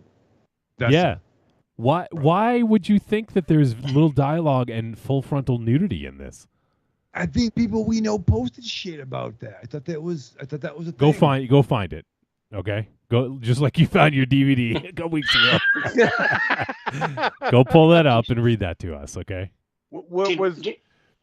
Did you get it confused with Monster Zero posting about another porn that he watched? That's what I was wondering. Was it the porn parody? Yeah. Peter Northman? Yeah, great.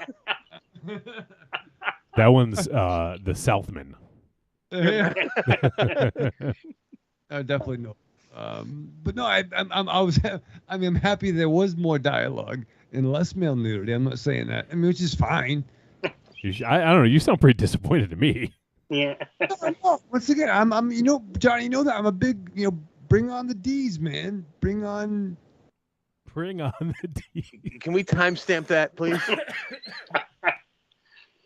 I mean, I too, I'm all for the equal opportunity nudity, but right. I just don't know where you were getting your expectations from on this. I'm not the interwebs, Josh. Listen, yeah. As soon as you heard Willem Dafoe was in it, you are yes. Yeah, well, I guess we did have Robert Pattinson kind of, stroking it to a mermaid. So. Yeah. But to be fair, if this was the Skarsgård that was in the True Blood, there's a lot of dudes in that show too, man. Well, does he have that in his rider? He needs to have full frontal nudity in every single fucking thing he's in. Yeah, no, I mean, I need green M&Ms and at least 5 scenes fully naked. I think what you said was very apropos, Johnny. Be at full power, right? Exactly, right. Be like, I have no problem. But I won't be at full. You know what I mean? Like full chum. So, Corny asks, is Raven Shadow a member of a Viking Sticks only fan page? Yeah. Yeah. Oh, Viking Sticks only fans page. I should have put the emphasis differently. Okay. Oh. Vikings.com. All right, so now we've established what Raven Shadow's expectations were. So, Aries, anything you want to add? Any expectations coming in? I had 0 expectations. I knew little to nothing about this movie except for the poster. Okay. I knew it existed, so I had little. I didn't even know who wrote and directed it when I pressed play.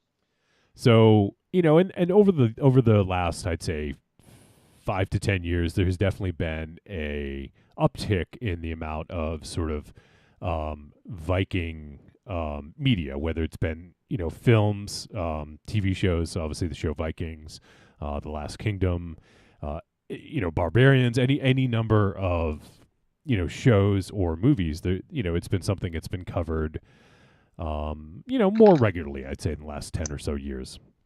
And I would say that it's a sort of like a culture that's taken off a little bit in the last, like, probably last 20 or so years.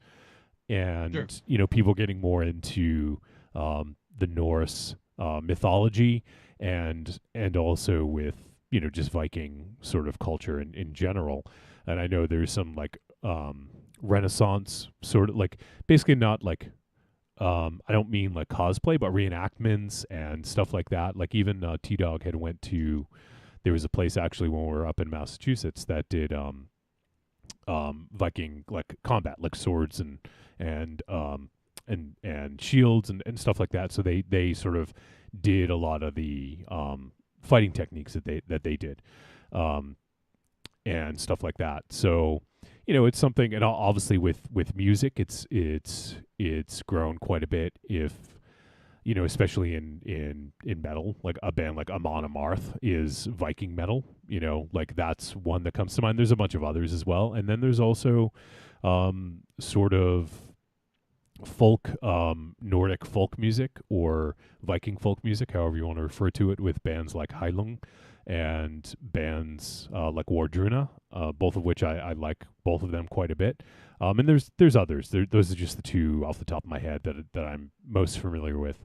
And they play a style of music that you're using the same instruments and a lot of the same like sagas, like stories that were told back then that made it through time, that had been written and maintained. And and also that and the Eldar Futhark, the runes, also would be something that is something that is carried forth, and people are really excited about that culture and and a lot about it. So and I'm certainly not an aficionado, but I know a fair amount about it. So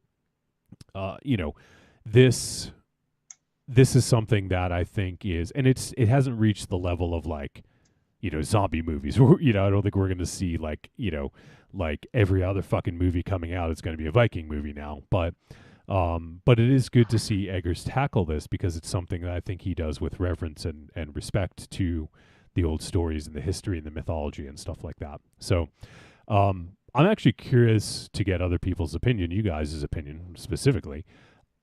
Did obviously you guys have, and also let me back up real quick. Also in games like the God of War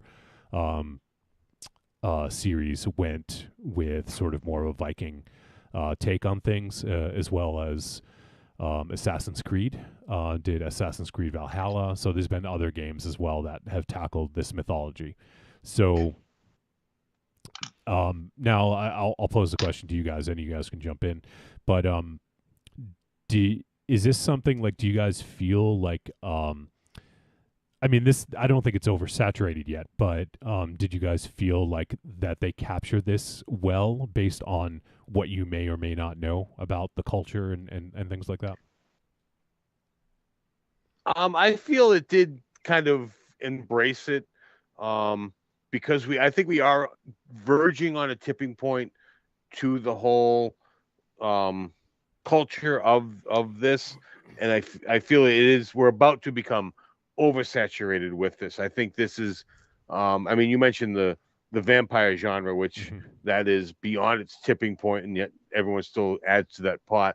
I think this is more of along the lines of what we've seen in vampires in the years past, where it just kind of one thing catches on, so everyone just kind of dives in, and we're not at the point where the society is exhausted by it yet, but we are getting there.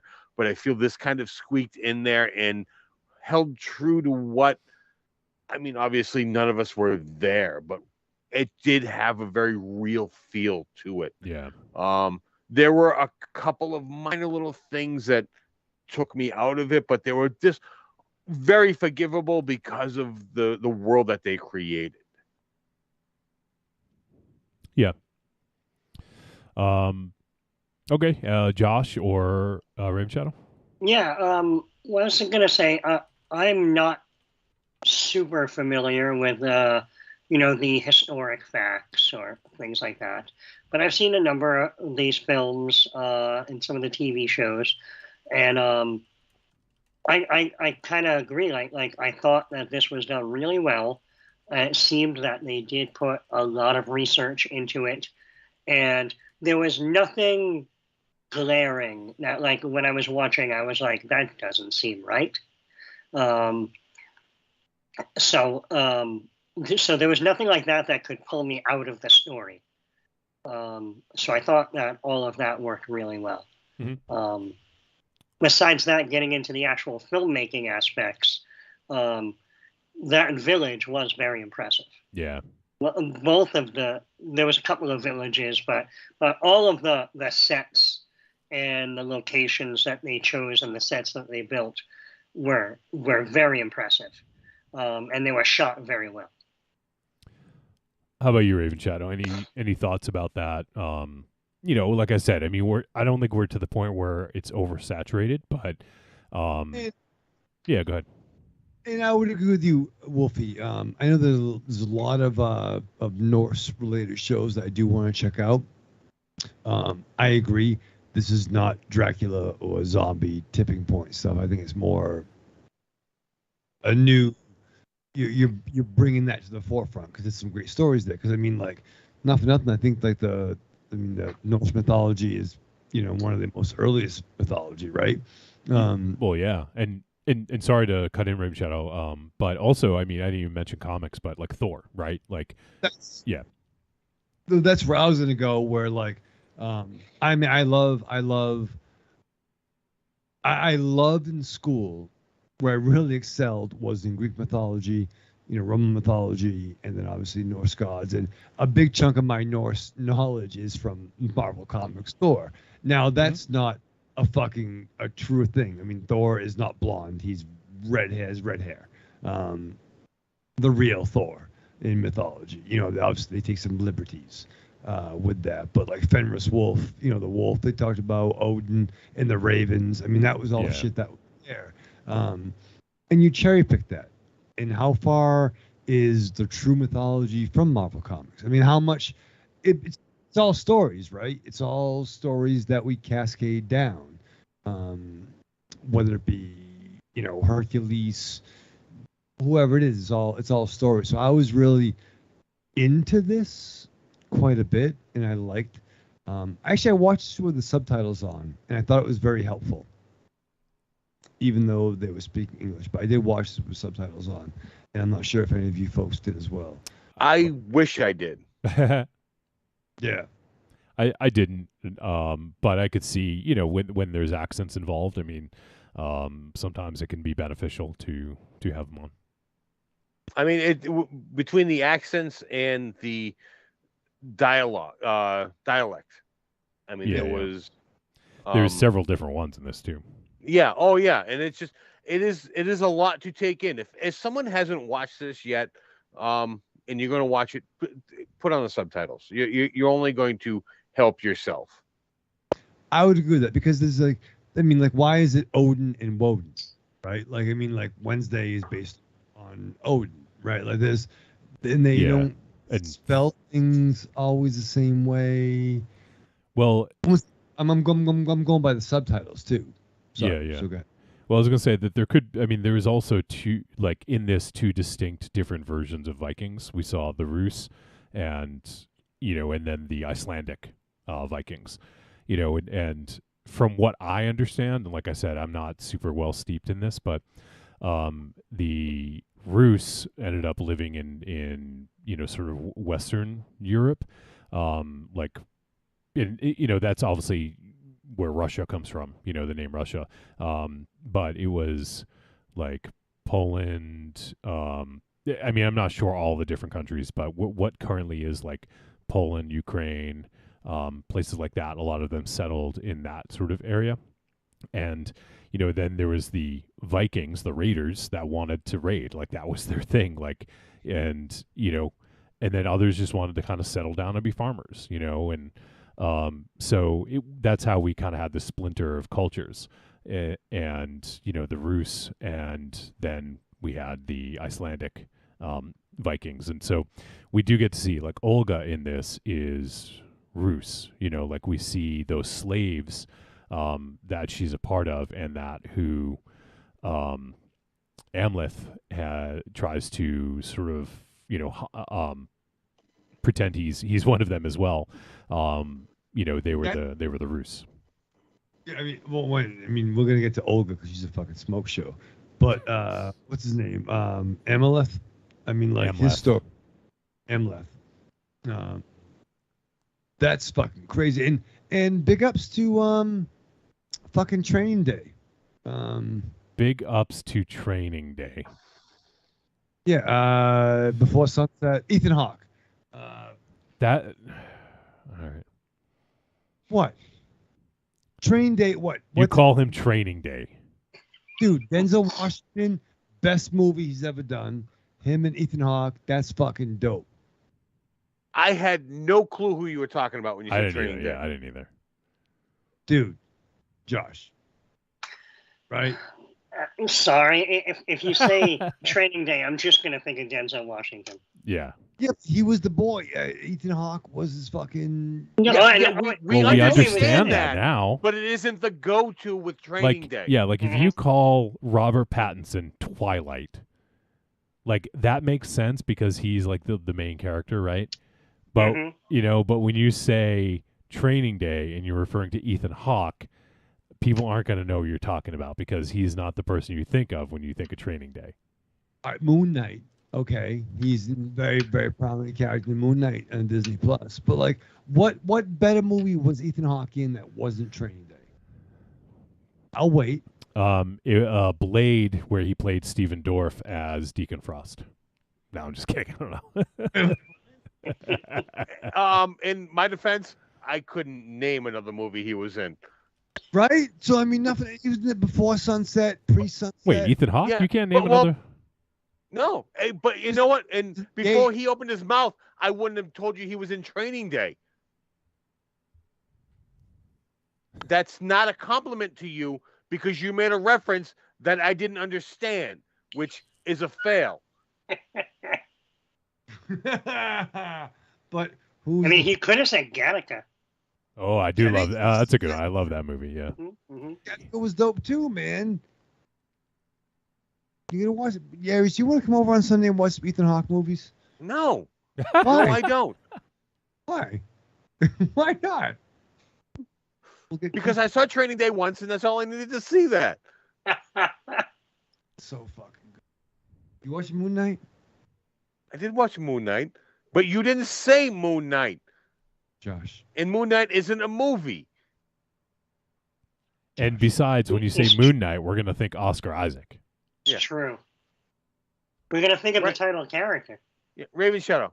Name a movie Ethan Hawke was in right now. Go. Training Day. Another one. Go. And other than Before Sunrise or Before Sunset. Yeah. Gate. Gate? I'm sorry, you said Gate? Yeah, The Gate. With the young Stephen Dorff. See?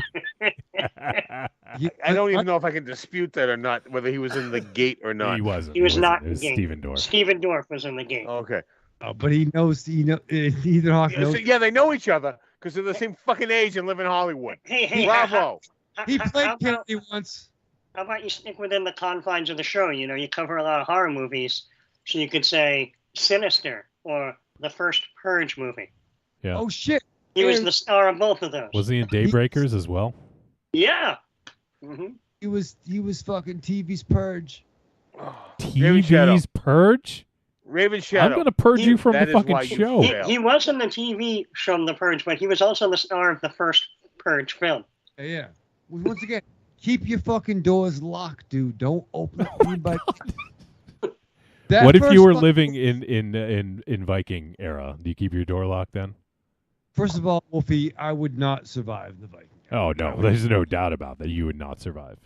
I would not. I would be like that guy in 300, who would beg, Leonidas, like, help me, fucking like, yeah. I'm not that. I'm not Spartan, sir. But no. Oh fucking. No, that was. What the fuck?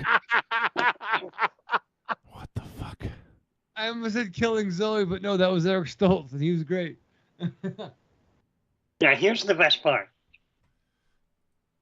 Yeah. Raven Shadow has access to a little handheld computer that No. can pull up a list of every movie Ethan Hawke was ever in. The problem is he can't do that subtly. Yeah, Josh, When he does may it, have access to everyone it. fucking knows. But- That's this. He may have access, but he doesn't know how to use it. Oh, okay. I know how to use it, but I keep it real, man. It's all. I on the keep it fucking real. phone. I keep it You real. Keep it real. Yeah, and you know what? It's not helping you though. You should haven't quite figured out You should keep where it to fake. shut your mouth and just move on. So I think we were saying Ethan Hawke was good in this. Yeah, I don't even know where. Oh my god, we haven't even talked about this fucking movie. So Ethan Hawke is good in it. He was the first kid. No, Training Day, Josh. Oh, he was. Yeah, he Training was Day. good in That's where Training we like Day. to. Yeah. Yeah, he was good in Sinister. Yeah. The real question, though, Raven Shadow, is how long did it take you to get through this fucking movie? All right. We watched up. We only had like an hour to finish today. We watched it last night because I was off today. Took some time off and some stuff around the house. So yeah. So I'm sorry, you had today off, but you Yeah. only had an hour to watch it. Well, I had to do the lawn. yeah, there's other problems. It was raining. We were doing stuff. I was, There was no rain today. New England did. Where the fuck does Aries live? I don't know where. Well, Aries is a god. Yeah, I'm on a bitch. It was hot. No, I'm sorry. I misspoke. It was raining today. Yeah, dude. Oh, look at that. Yeah, it's not about fuck you. He can admit when he's wrong, though. Can admit when he's being a dick. I'm always a dick. Have we met? But no, big ups. Dude, can we do? Can't do Training Day. Why? I'm the big bad wolf. I'm sorry. You were explaining why you only had an hour to watch a 2-hour movie within the course of Your let's day say off. 16 hours. So I watched Training Day after that and Equalizer. Oh my god. Those are some fucking movies. No, I was doing a lot of picking up shit. We're gonna get into it. It's a different fucking problem, but no. And I finished the last 2 episodes of Moon Knight. That's fun. So you watched something else. So you rather than watch prioritize, this movie. yeah, you prioritize other things, is what you're saying. No, I watched the 2 episodes on. When was I alone? Oh my god. Was it within the last week? Was it within the last week? Yeah, it lasts like 3 or 4 days. Yes. So you should have watched this fucking movie then. I don't care if you haven't watched the show that doesn't involve this show. To be fair, it's got Ethan Hawke in it. He was good. He was good as a king. I liked what he was doing. I liked what he was doing. Like everything is, but I even go to man. I'm like, is that Ethan Hawke? She's like, yeah. I'm like, yo, respect. And that's cool. There was a weird a NKK son. Nicole Kidman kissed her own son scene. That was weird. She's definitely accruing a list of interesting, interesting kinks, I guess. Yeah. All right, I want to talk about this fucking movie. Enough about whether or not you watched it. Like, let's talk about the fucking movie. So, it's not Josh's fault. It's Aries' fault. No. How is this my fault? This is your fault. I was just about to apologize to Josh in advance for when I have to leave this show abruptly. Why'd you apologize to me? I don't care about you. I care about Josh. I fucking I really think he's gonna take this shit personally soon. Yeah, every time I'm on here, Aries either isn't on or it just takes off. So do you have to go, Aries? No, I don't have to go. Not quite yet. Okay. If when Raven you see Shadow, the hand reach up to. if Raven Shadow keeps his shit up, he's gonna have to go though. I've started moving things out of the way so I can slam down violently in a hurry. I got the glass out of the way. Let me move the Joker out of the way. Now I'm all set. I can slam down violently in the clear.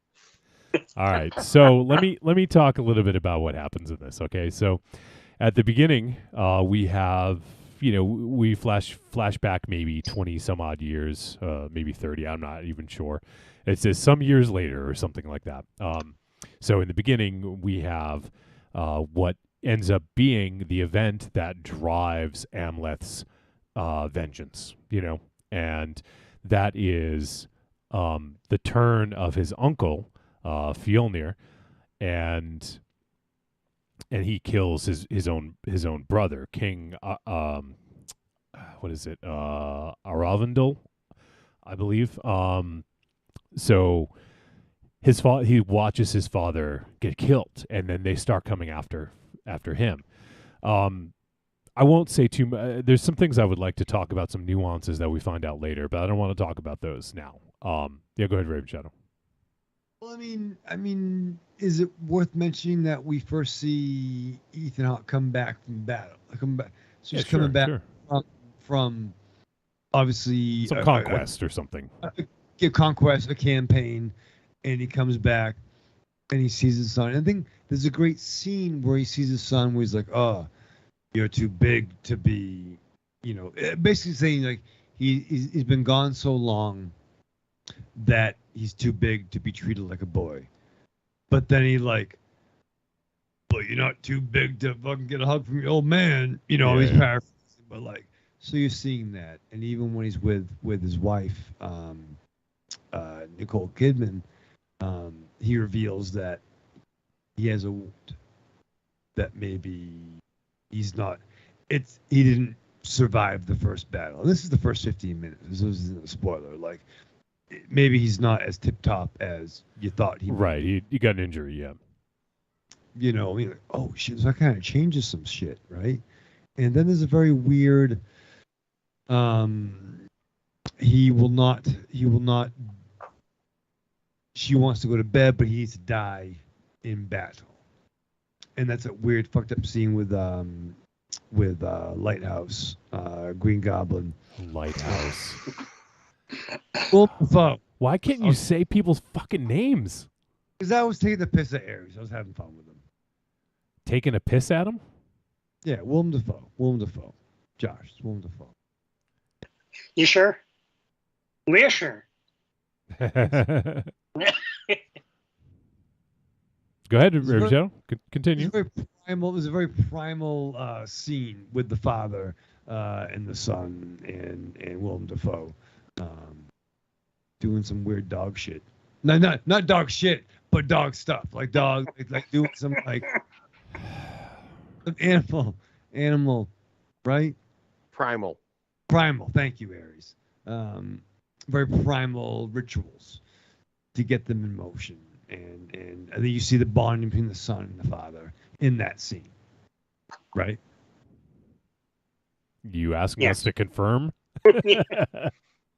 Josh. Yes, you do. There is bonding in that scene. Go ahead, Joe. Keep going.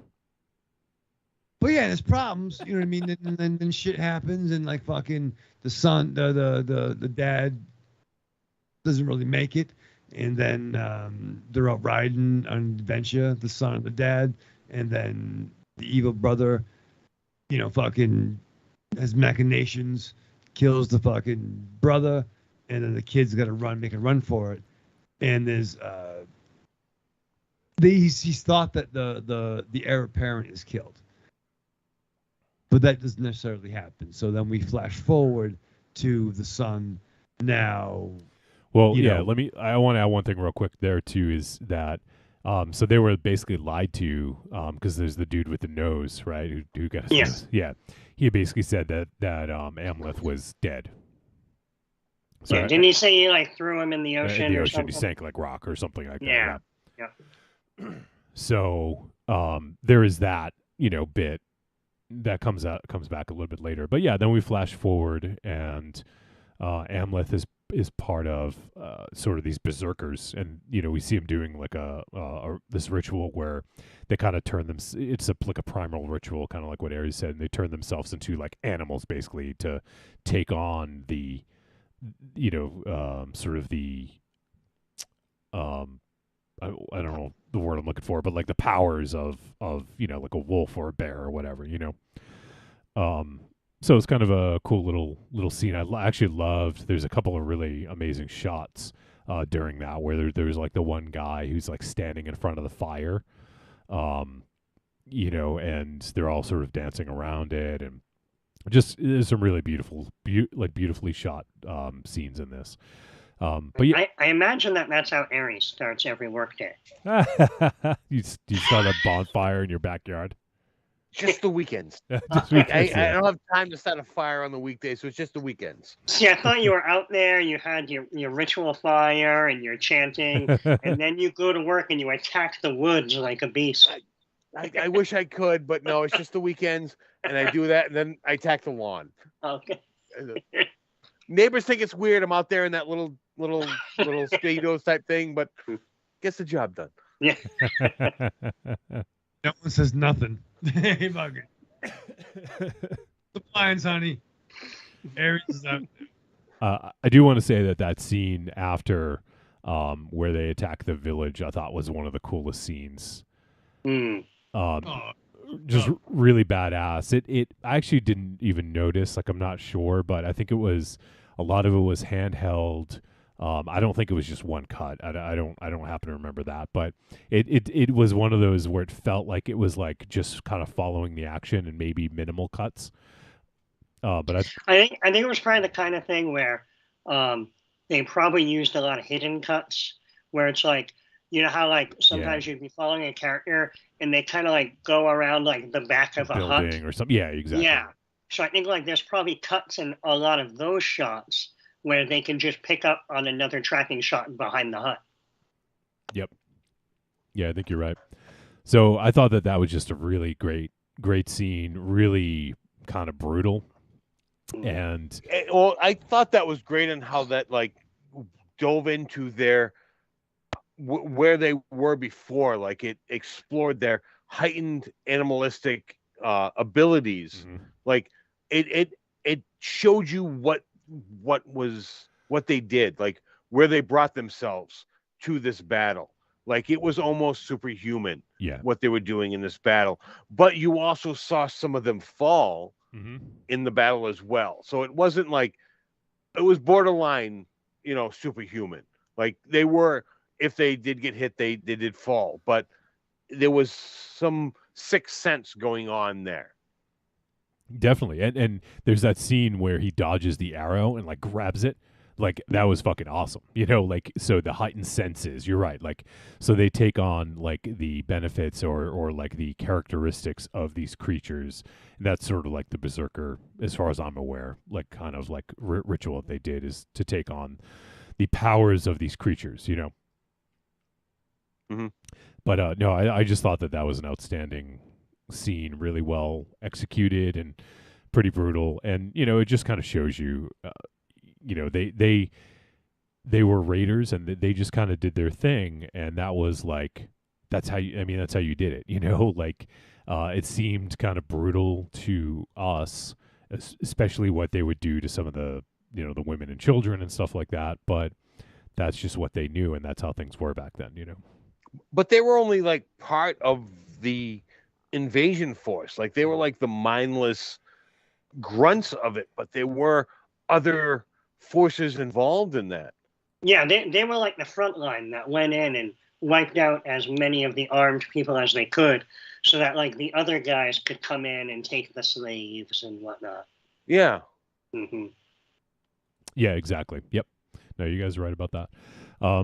But there's, and then there's that scene where they kind of like they put a bunch of people into one of the huts and fucking burn it down. Yeah, kind of, pretty brutal. But then that kind of led to one of the next scenes that really sends Amleth on his journey is he sees the Cirrus. And the one thing I will say about this movie is that there's a lot of supernatural elements. And the thing I liked about how they did them was because these are things that they believed in. Whether or not they happened, I mean, that's for us to determine, like to figure out. But the way that they showed them was in a way that it wasn't saying that this happened. Like, we don't know that the Cirrus was actually there.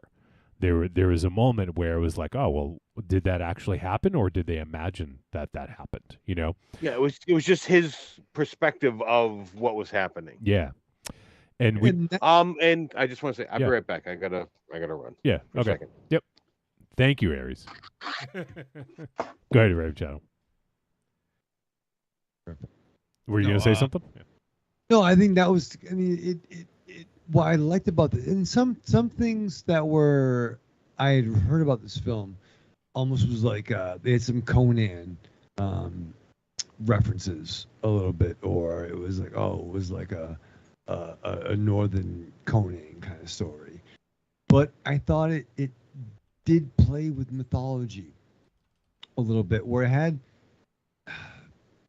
I would say some Conan, a little bit of Hellboy here or there. Like we was all in the perspective of the characters, but like especially when Whoa, hold on. Are you saying that they took inspiration from Hellboy for this movie? No. I'm not. But I'm using that as a reference. By that I'm saying it blended some supernatural. So what you're saying is Hellboy used supernatural and a lot of myth. I guess more myth related and more chapters. Like they could be stories within this the various campaigns to where he goes, and we see that progression with is it Amaleth? Is how you say his name? But Amleth. But like we never see him get a haircut, but he's definitely as he goes in various journeys, you see him trim his hair. Did you want to see him go to the salon? I don't. It was really that was concern. I'm like, it's a pretty good cut, and the final cut was like that's pretty shitty. But the first cut was a pretty good job. You don't like the bowl cut? No. But by no means am I. But I'm saying what I'm trying to say is that it I think what we were talking before. It takes some of that mythology and there's a level of supernatural stuff when he goes for the sword and there's a battle that to me took place in the mind's eye that didn't happen in real life. So there was some supernatural chicanery. Yeah, and yeah, and I mean that's the thing. I won't say like all the different instances of it, but there's some stuff towards the end as well that is he actually seeing this versus is this what he's imagining is happening? So and I like when it walks that line because I do like a lot of the Viking mythology, or the Nordic myth. I like a lot of that stuff, and there is a supernatural element to it. Gods are very much a thing, and they worship gods, and they feel like they speak to them and have a relationship with them. And in this we see Ethan Hawke's character, the king, I think he worshipped Odin because he had a shrine to Odin. But then with Fjolnir, he worshipped Fenrir, I think it was, if I'm not. Freyr. So we get to see some of the different gods as well that are portrayed in this. So I thought that was kind of a cool thing as well. But yeah, and as far as the revenge goes, I mean, we have his father dies. His father basically says, "Avenge me," and he even that ritual that they do with Willem Dafoe's character. I love that whole thing where he says, "This is the last tear you'll cry," or something like that, right? Like they have like a physical embodiment of his final tear, and he can't cry again until his task is complete or whatever. So and I've seen some people mention the toxic masculinity in this, and this film is very much it's based on a story from the 10th century, I think it was, and so things were a little bit different back then, and it's that's the thing. You're not going to change history just to avoid what is now considered bad. I mean, that was the norm back then. So that if you're going to make a proper movie about that period, you're going to make it as it was back then. Right. Yeah. And go ahead, Raven Shadow. I guess my question is what's I'm just curious. What's considered the toxic masculinity? Which character? Are you serious? Any male character in the movie? Well, Amleth especially, and some of the females characters. He can't cry. That's the toxic masculinity thing. Is guys aren't supposed to show feeling. They're supposed to be angry and that's like the heart of toxic masculinity is not showing emotion. Like suck it up. Like don't stop crying. Like boys don't cry. That is the embodiment.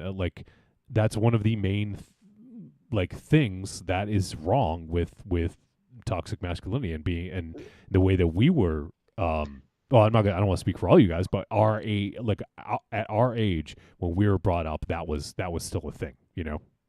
Oh yeah, well, I mean, even now it's still looked down upon. Yeah. To the point where it's ingrained in me. Where when I was talking about my dog a couple weeks ago, I had to step off camera. That was just I could not cry on camera. Right. That is ingrained on me. And that is bad. I mean that's a lot of what this movie was. I mean, even there was a character that was crying over his child's death, and another character came up and pretty much said, "Man up, shut up, move on." Yep. Yeah, so I think in a way you can highlight that stuff without romanticizing it, you know, and in no way do they say that this is the way to go, you know. So I think I've seen people mention toxic masculinity with this movie, and I think that if anything, it brings it about as a discussion, point of discussion to talk about, you know. Josh, I feel like we've been talking a lot. I want to get your perspective. Also, as far as this part of the discussion, I think an important thing that a lot of people take into consideration is that if you're watching a movie and there are characters that represent toxic masculinity, or there are characters that are racist or just across the board into bad things, that doesn't mean that the movie is pushing that perspective. You know what I mean? Right, yeah. Like to a certain degree, these things have to be represented so that they can be talked about. And you know, people can find other ways to deal with these issues. Yeah. Yeah. I think probably the biggest gripe with it is you have to address it, but they never necessarily portrayed that it was a bad thing. Right. They just portrayed it as the norm. Like there was, because they wouldn't know any different. It's a difficult thing to address that in a period piece, right? But they never even attempted it in this. Correct.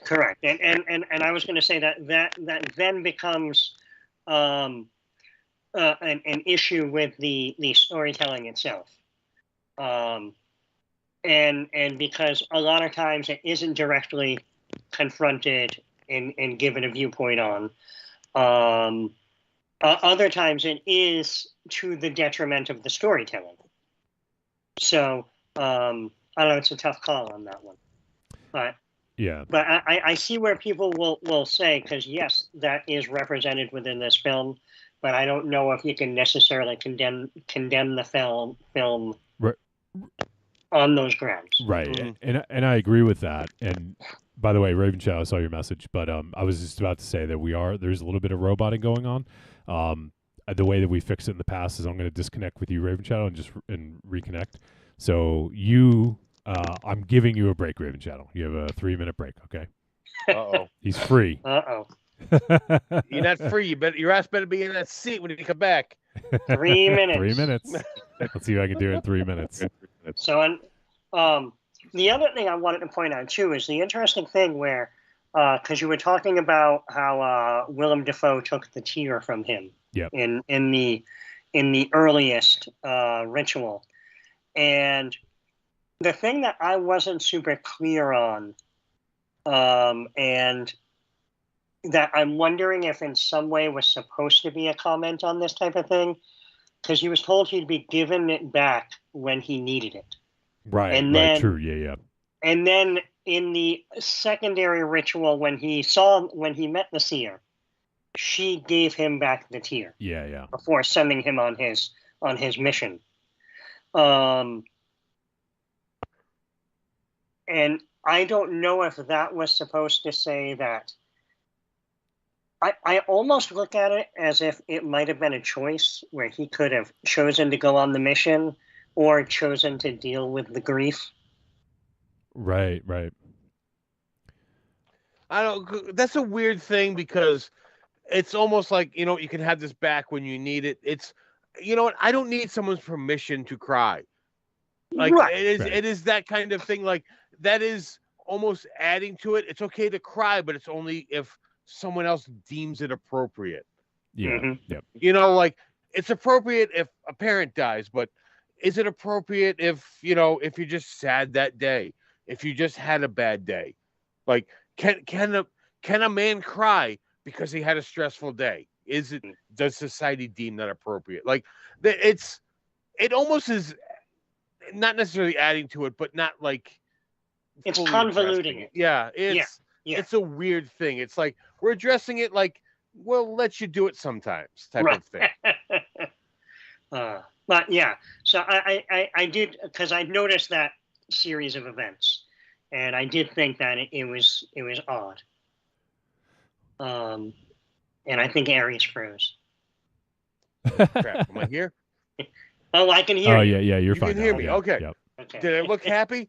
It was kind of like a little blurry. Yeah, it was kind of little blurry. mid move. Yeah, that's my life. Yeah. But that was just one of those things that I wanted to bring up because it was something that I didn't completely get the meaning of, and I thought it was an interesting potential discussion point. Yeah. Yeah. Yeah, it's in, and they're not like, like you guys talked about, they're not taking a stance. This is, that's just the way things were and how, I'm talking like I know, I don't know how it was to be in that time. But we can only go by what we've read, and then also sort of how typically men are brought up, boys to be men, so, yeah, I did think that was interesting, but I mean, there is some, we can't really get into it too deep because it could be spoilery, but, there is potentially some gray area as to, whether or not it was the right way to be brought up, there is definitely some morally ambiguous, territory here in terms of doing the right thing, and one thing I love that they worked into this is, by the way, he's back and he's not back. I have him back, correct, but he's not we in see the studio. it. Yes. Yeah, okay, so just we see the vacant seat. Yes. Yeah, we see the vacancy. Everyone was expecting. Oh, look at that! He steps right in. And he's got the hand signs out like he's fucking something. Because he heard us. Because we're piped in throughout the whole fucking house. Yeah, apparently we're piped in through the whole house. That's the one bit of technology he understands, how to pipe the show through the house. So no. That's because the headphones are loud. That's why. So he didn't just run a splitter jack and plug in a bunch of speakers everywhere. No way, he couldn't do that. So there's some morally ambiguous territory here. And that's one of the things that I really enjoyed about this, because it's not that Amleth is right for doing this. This is what he was told to do, and so what he's doing is what he was sort of like bred for in a way, and raised. And go ahead. I mean, like, to be fair, he was a boy. Yep. He may have 12 or 13, thinking like, avenge my dad, save my mom, kill my fucking uncle. Yep. That was his, as he's rowing out, and we see him from maybe 12 or 13, and then we see him again, what, maybe 21, 22? I mean, like, I don't know. I'm guessing mid to late 20s, maybe. yeah, I mean, in But those whatever, days, yeah. right? In those days, the people didn't live, long. It was like, I can't be fucking, 18 and alone. You got to get married. You know what I mean? Like, there's, they get fucking smallpox, have fucking problems and fucking wars and shit.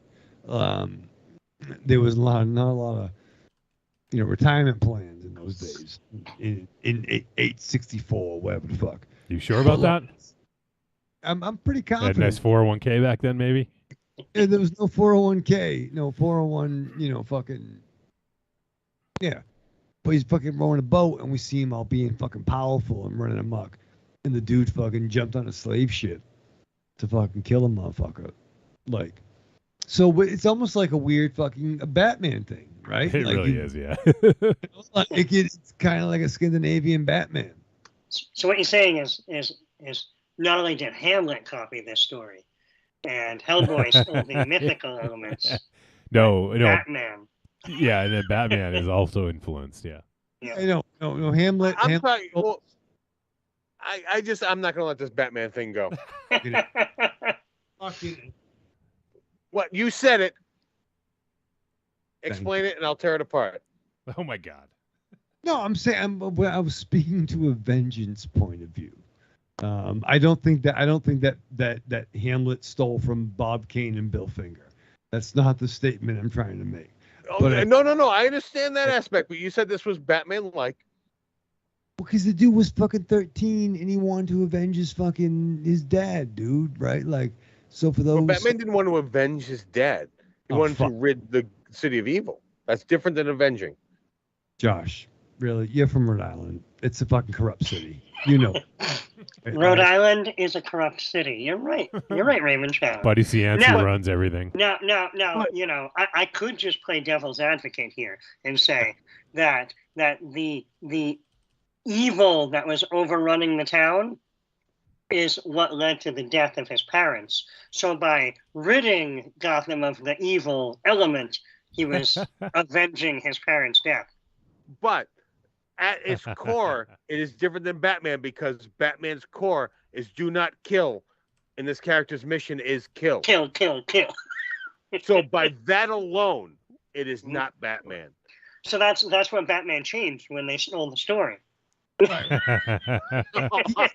That was the difference to avoid the copyright infringement. Exactly. See, they were smarter than Shakespeare. Shakespeare was like, "Oh, I'm just going to take the H from the end of the name and put it at the beginning of the name." I'm Northman. I'm the Northman. I'm the Northman. See, if you go back to the original Batman, they were like, "Oh, the parents are dead," and he becomes a Dickensian orphan and lives on the street pulling petty crime, and right. And then nobody knows that he's the rich kid. Amleth Wayne, the Northman. I'm just saying, dude's in a rowboat, and then we see him later on. He's fucking jacked like a motherfucker. Like, don't get upset, Aries. Well, you get a lot of exercise rowing a boat across the ocean. It's true. You get pretty fucking jacked doing that. Yeah, no, and in case you're new to the show, Raven Shadow, I like to argue. Durr. Yeah. But no, this. Oh, hold on. Evil Corny says it's more like the Lion King than Batman. Thank you, Corny.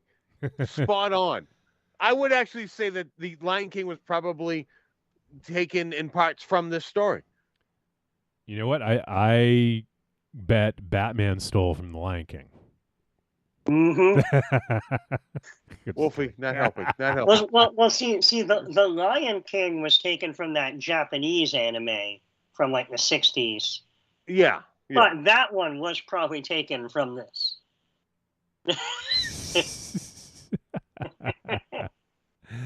Oh man, I'm the Northman. I am vengeance. I'm Swedish. He's not Swedish. Oh, really? Oh my fucking God. I'm not sure. What's the difference? Literally, there's like no problems over there. Like, is it Norse and Sweden? Are these different countries? Norse isn't a country. I don't know. North is in the south. That's the problem. Where's North America? I'm the Norseman. I am going to avenge you. I am the Norseman. Yeah. But overall, there's no really problems over there with the blonde people. Okay. Right, Scandinavians, they don't have problems. So So besides that comment, so no, but so, like I mean, so he's all grown up, and he's a Viking berserker, and they raid a village, and then he has his encounter with the seer. Yeah, I'm trying to get us back. Yeah, that's where we were. Yeah. So yeah, I do want to say I like the inclusion. So I've seen some other sort of Viking era stories and whatnot, but the one thing I really liked about this was the inclusion of the Fate Weavers, the Norn Fate Weavers. They, I don't know enough to really like do a good description of. But I liked the supernatural elements that we talked about and the sort of just the concept of your fate being determined and how your fate can be changed and things like these.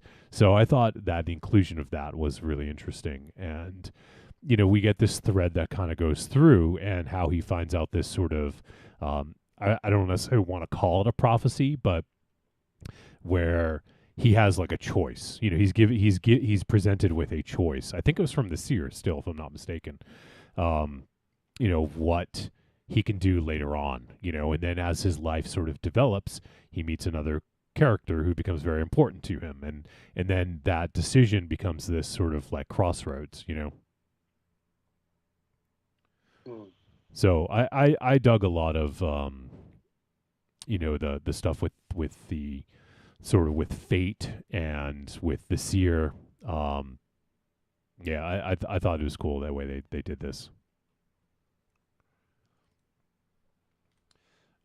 Trying to think what else we can sort of touch upon without getting too deep into the weeds here. But I think we can at least give kind of an intro to how the rest of the story proceeds. I don't think it's giving too much away to, because where we're at in the story, technically the timeline of the film is we've described like the first 30 or 40 minutes. Yeah. And I think that there is a shift within the next 10 minutes of how he goes about the beginning of his seeking vengeance. That I don't think would be too much of a big deal to give away. I don't know. Yeah.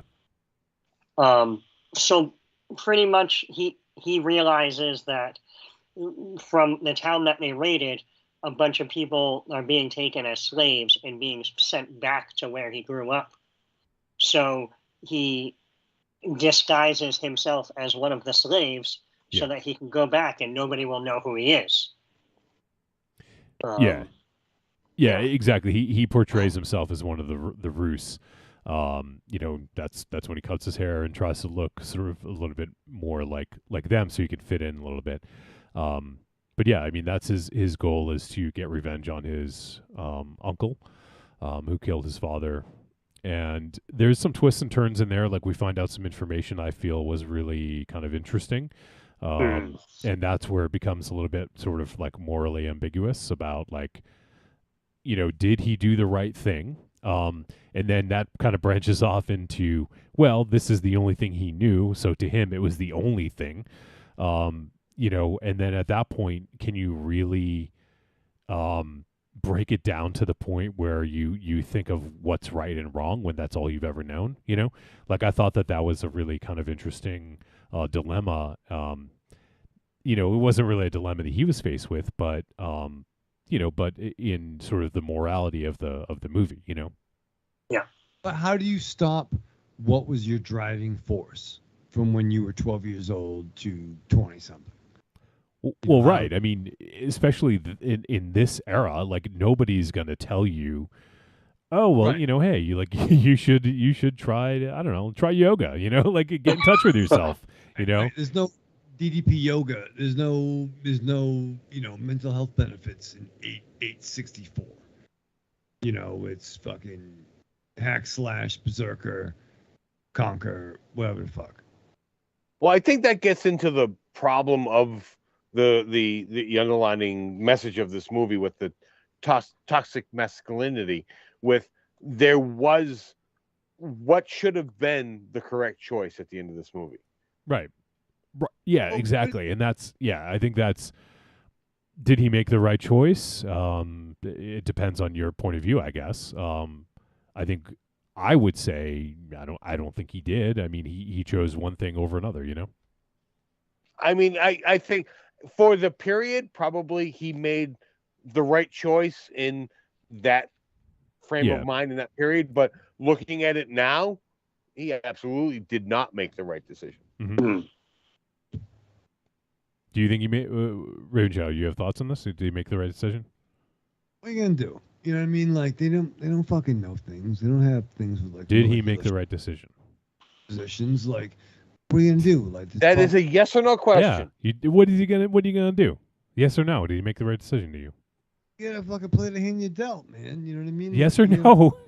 Jesus fucking Christ. I've stated my opinion. Wolfie stated his opinion. Josh, for the record, yes or no? I do not think he made the right choice. I think and I don't think it's a matter of he was played the hand he was dealt, because he was given one hand and then had the option of swapping that out for another hand. He could have got 5 new cards. Yep. Yeah. I would agree that I would much rather be in that hand than the other. So your opinion is he did what? He made the wrong decision. He made the wrong decision. Wow, look at that. Timestamp. Yeah. Wow. Ravenchild took a stance. But it needed the rest of us. Yeah, it took some poking and prodding. We got there. To agree with that first. Yeah. We all had to prod him on and be like, all right, this is what we think. Yeah. Now, Raven Shadow, just for the record, Double D thinks he made the right decision. Uh-oh. He's gonna go back up. Does that change your mind? He's not wrong either, but no, I would Now, D, I apologize. I know I don't want to speak for you. I just had to throw your name out there. I apologize. You do not know Double D's opinion on this movie. Did you make that up? No, I would go with the Punani, man. Like he went with What? the beautiful love. Whoa. What did you just fucking say? No, I'm having fun with you, but No, no, you're but not having fun yourself. He had a Who beautiful uses love. that word? He had a beautiful love. Raven Shadow. He had a beautiful, Oh my lovely, fucking God. and found each other in this terrible place where they both were at, and maybe he could have forged his own destiny and family, and he could have made things, like could we not? What? Could we not what? Can we not what? Aries froze again. Oh. Mid statement. Mid-demand. Yeah, mid-demand. But no, he could have maybe just forged a life aside from vengeance. What were you gonna say, Aries? You froze again, literally. Oh, yeah. Well, I was trying to stop him from rambling on and spoiling things, but apparently the gods wanted him to spoil things. Just one god, because he froze.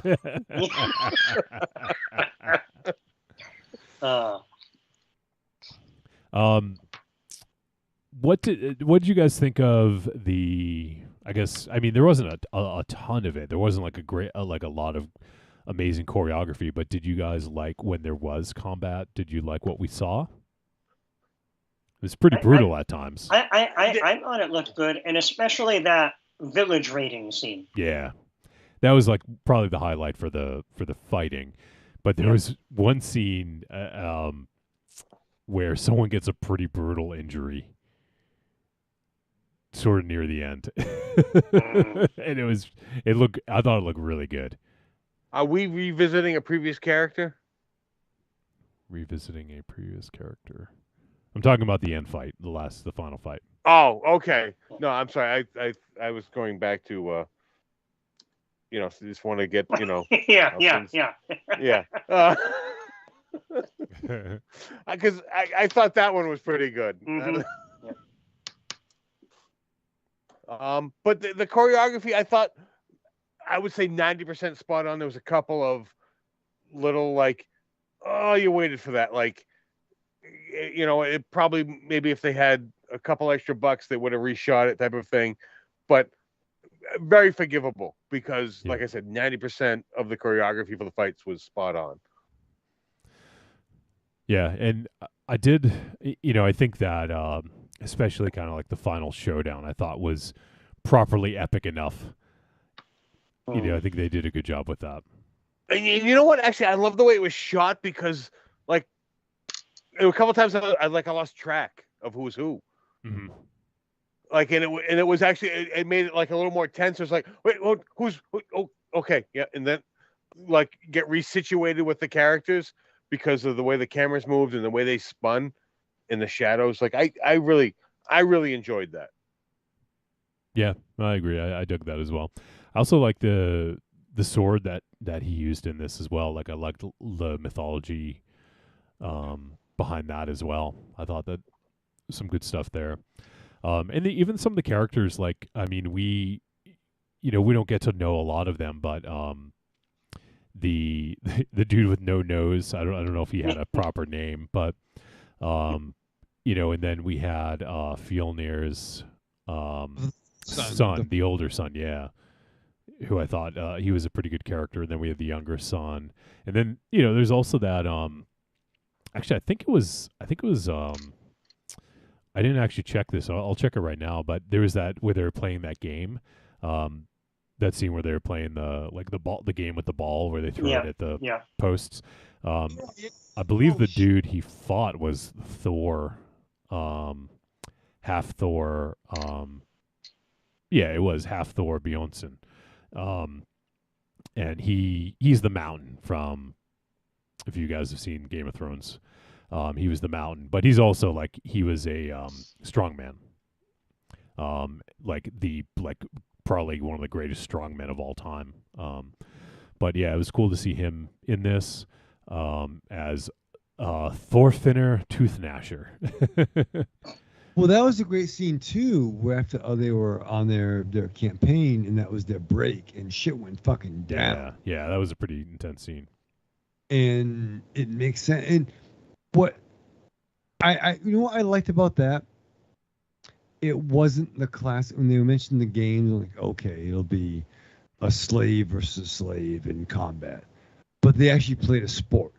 Yeah. So it was almost like it was less blood sport and more longest yard. You know what I mean? It was more of but then they had the Royals obviously had their team where they booked on, who they were rooting for. Yep. And that led to the conflict, and that led to our main character, stepping in with that dude, really, bro, you don't know that's the fucking your boss's fucking kid. Yeah, I know. Well, it was two royals pinned against one another. There was two royal families. Each family brought their own team. Yeah, right. So that's why if the Mountain did what he was going to do, he wouldn't have faced any consequences. Yeah, true. Because he would have gone home with his royal family and probably been rewarded. Oh, okay. I see what you're saying. Yeah, I hear. Interesting. I also, I guess, I noticed Kate Dickey in this real quick. I just want to mention Kate Dickey, and then also Ralph Ineson, and they were the mother and father from The Witch. So they were both in this, in smaller roles. So I just wanted to call them out as well. I think we can start to wind down now. We've actually been talking about this for a long time. I just realized it's 11:14. But in all actuality, we've only spoken about the movie for about 15 minutes. Yeah, actual time spent talking about it. Yes. And we only described about the first hour of it. What is there anything else that comes to mind? Like, was there something you guys really dug about this, whether it was a scene or a moment or just some detail that you guys really dug before we head to the final verdict? Nope. Okay. I will say the music, very reminiscent of a lot of the music that that I'd mentioned. That is sort of like a revival of this era, like Wardruna and Heilung.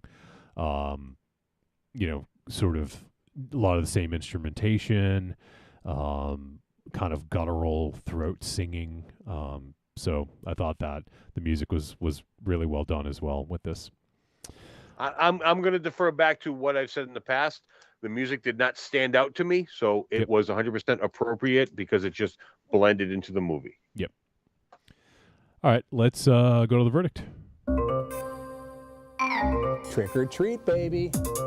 I wonder if people would say you're a trick or a treat. Trick or treat, motherfucker. All right, verdict time. We're going to let you know whether the Northman is a trick or a treat. And any final thoughts? Let's start with Josh. I've been looking forward to this film for pretty much since I heard it existed. And it did not disappoint. The story is good. The acting is good. The camera work is fantastic. Like I had said, the locations and the sets are also fantastic. And I did like the score. I think I more intentionally pay attention to scores, but to Ari's point, like it was in no way distracting. So I thought it worked really well. So yeah, I'm going to say it is a treat and a recommend. All right, there you have it. Aries. Yeah, everything about this movie was beautiful. The locations, the costumes, the cinematography, everything about this movie was beautiful. Visually, the story, I didn't think it was spectacular, but it was exactly what it needed to be to move this story forward. Like it didn't need to be an overly complex story. There was a little bit of a twist in it, but it was just a rudimentary story. But it was more about everything else than the base story. So this is a treat. You need to check it out, even if you have just a passing interest in the Norse stories, because I am not overly interested in them, but this movie definitely was enjoyable to watch. So check this out, treat. All right, Raven Shadow. I would agree with a lot what Ari said. I think this movie was shot beautifully, and it kind of changed a little bit depending on which perspective, what scene they were doing, but it was just enough where it was still cohesive, but it was very interesting. On one hand, it's a story about vengeance, but it's not as simple as that. And there's definitely some oh shit moments, like what the fuck? That's fucked up. Or no, she didn't. You know what I mean? Like there's those moments where you're like, it's fucked up, bro. So I would say this is definitely a Norse treat. All right. Yeah, for me, this is a big time treat. Really love this movie, and it's interesting because this is the first Eggers film that we've seen with a little bit of action in it. Really, The Witch, and I'll say The Witch was steeped in, I would say, just sort of this sort of dread. It was this real atmosphere. Well, thank you for putting words in my mouth, Raven Shadow. And atmosphere is a general term. Yeah, I was trying to go with a more specific kind of atmosphere.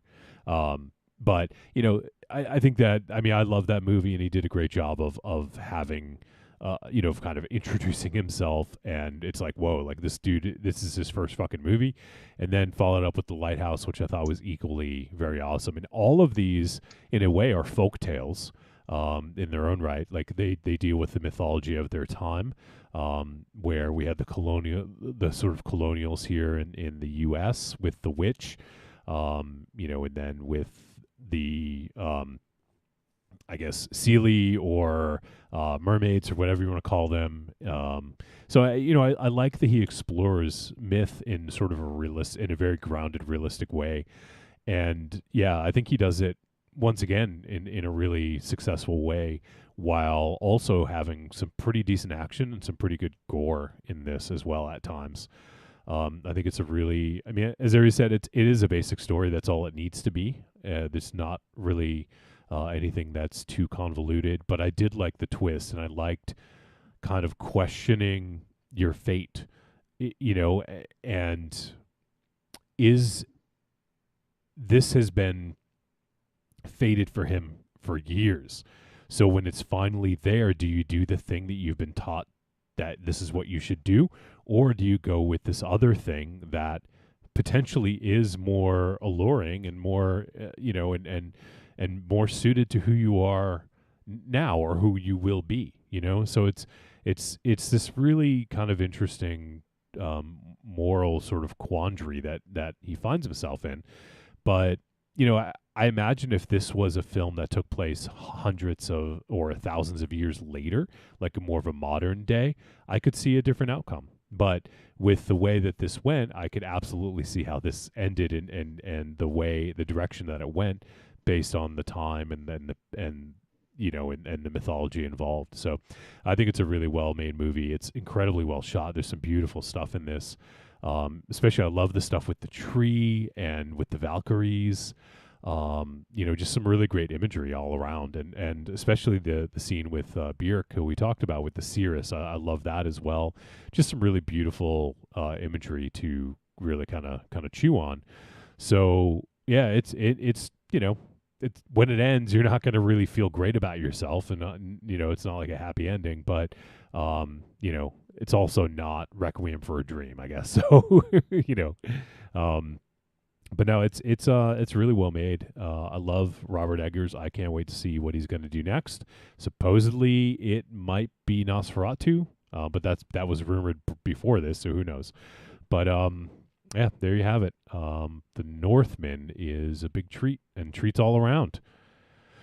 So that will wrap up our discussion of The Northman. Next week, we're going to be doing a film that looks pretty interesting.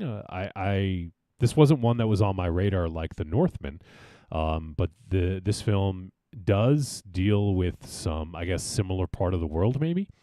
The name of the film is The Innocents, and this is going to be dropping, I think, IFC midnight, and I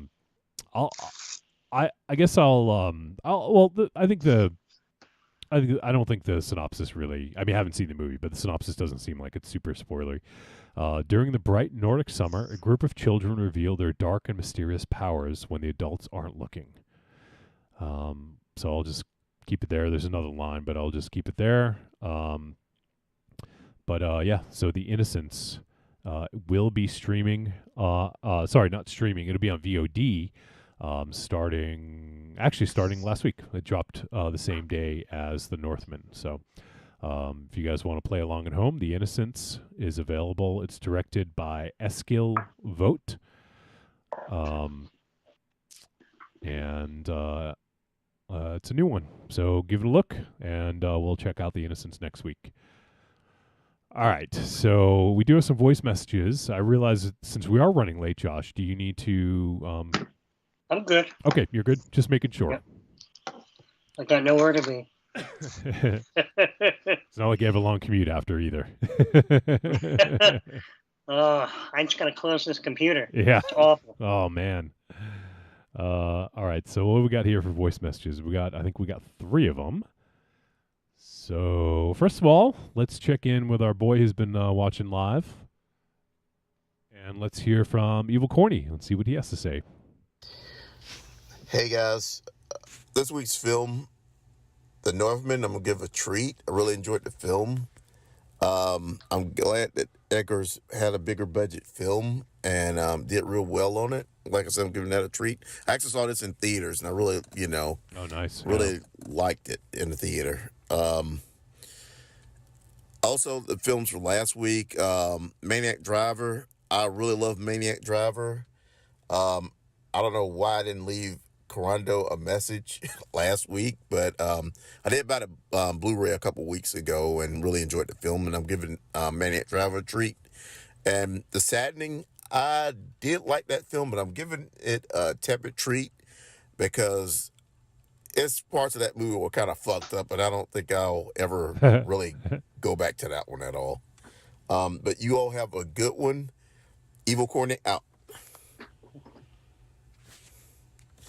What up, Raven Shadow? My dude. All right, Corny. Thanks for checking in, man, and glad you dug the movie. This is one I do wish I'd seen in theaters, but unfortunately, there wasn't to be. But yeah, it must have been a great experience checking this out in the theater.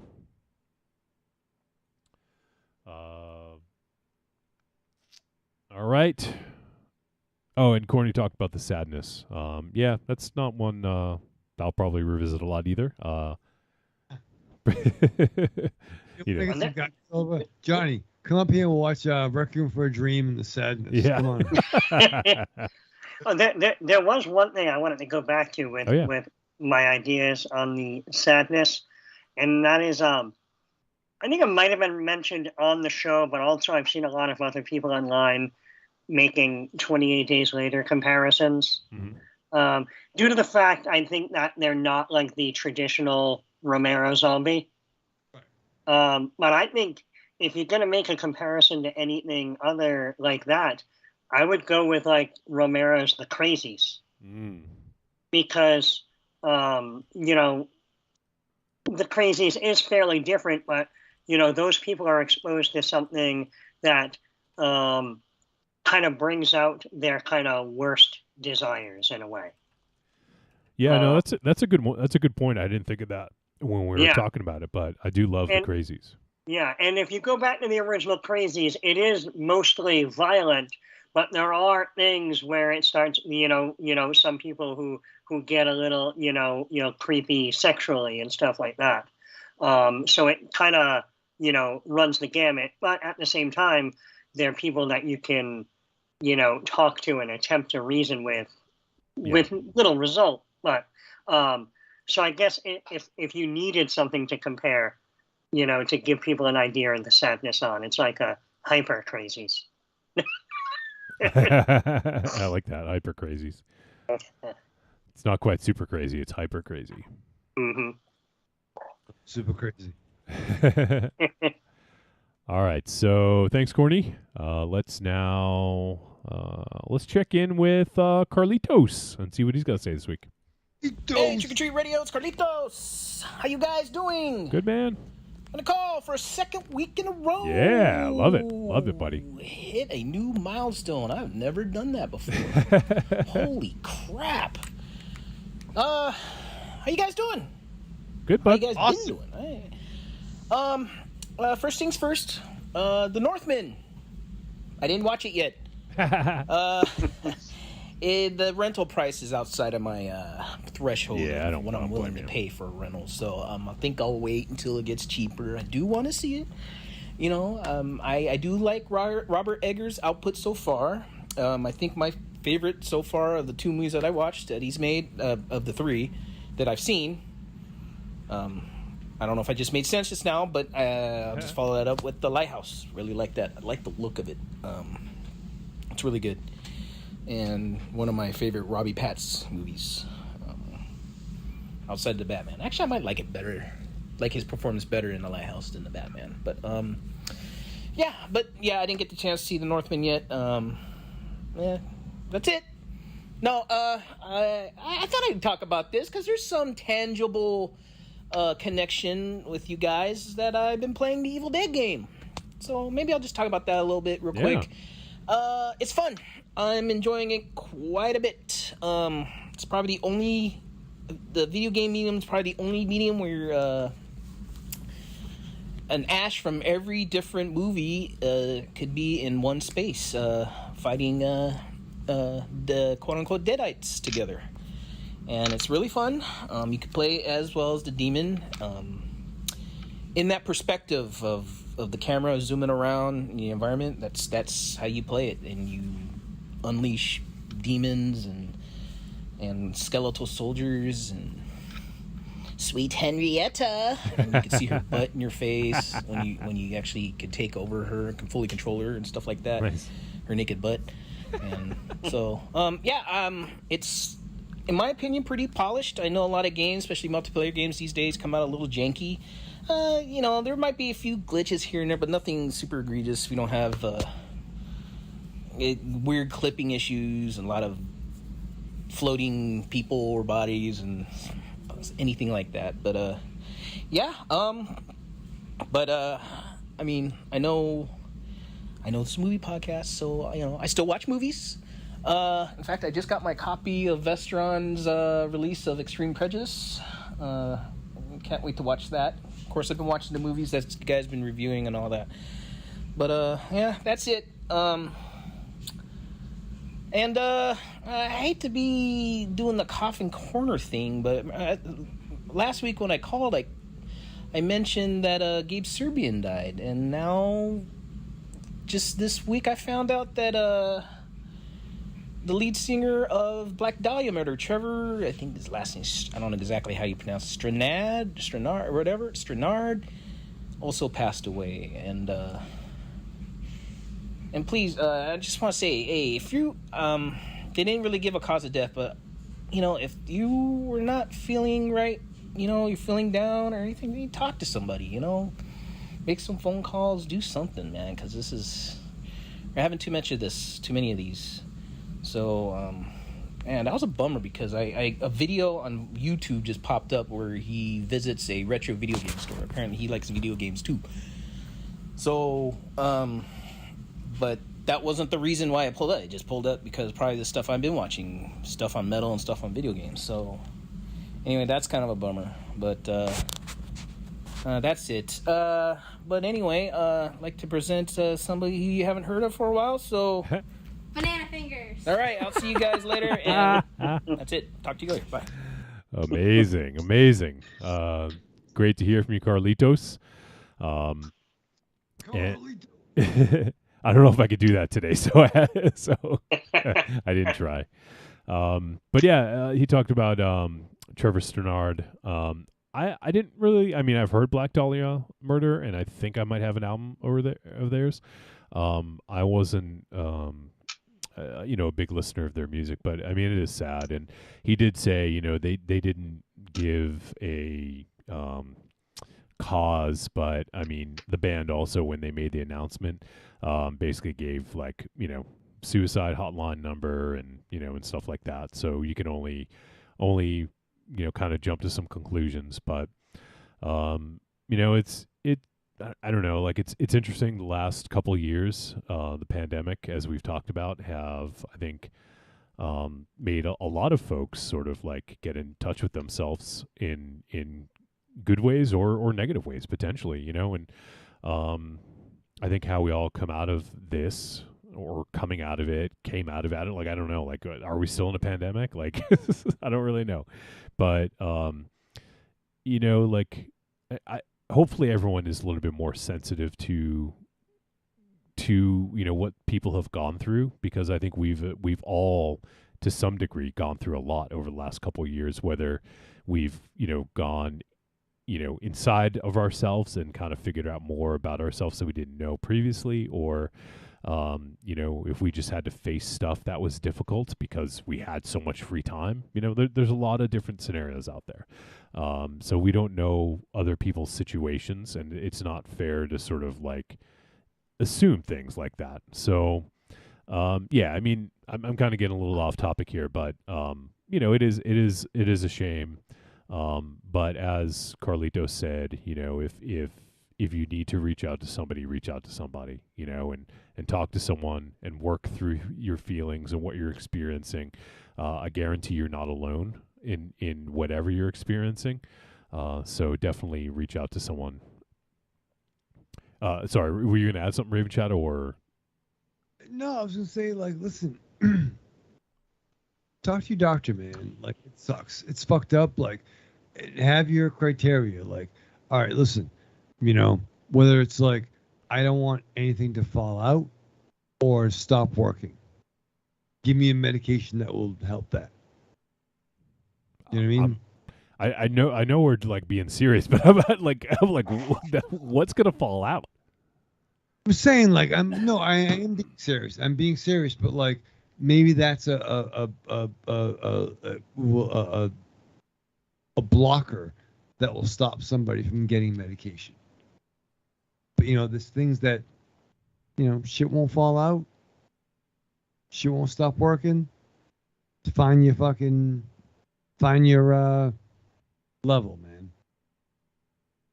You know, ask for help. It's okay. Right?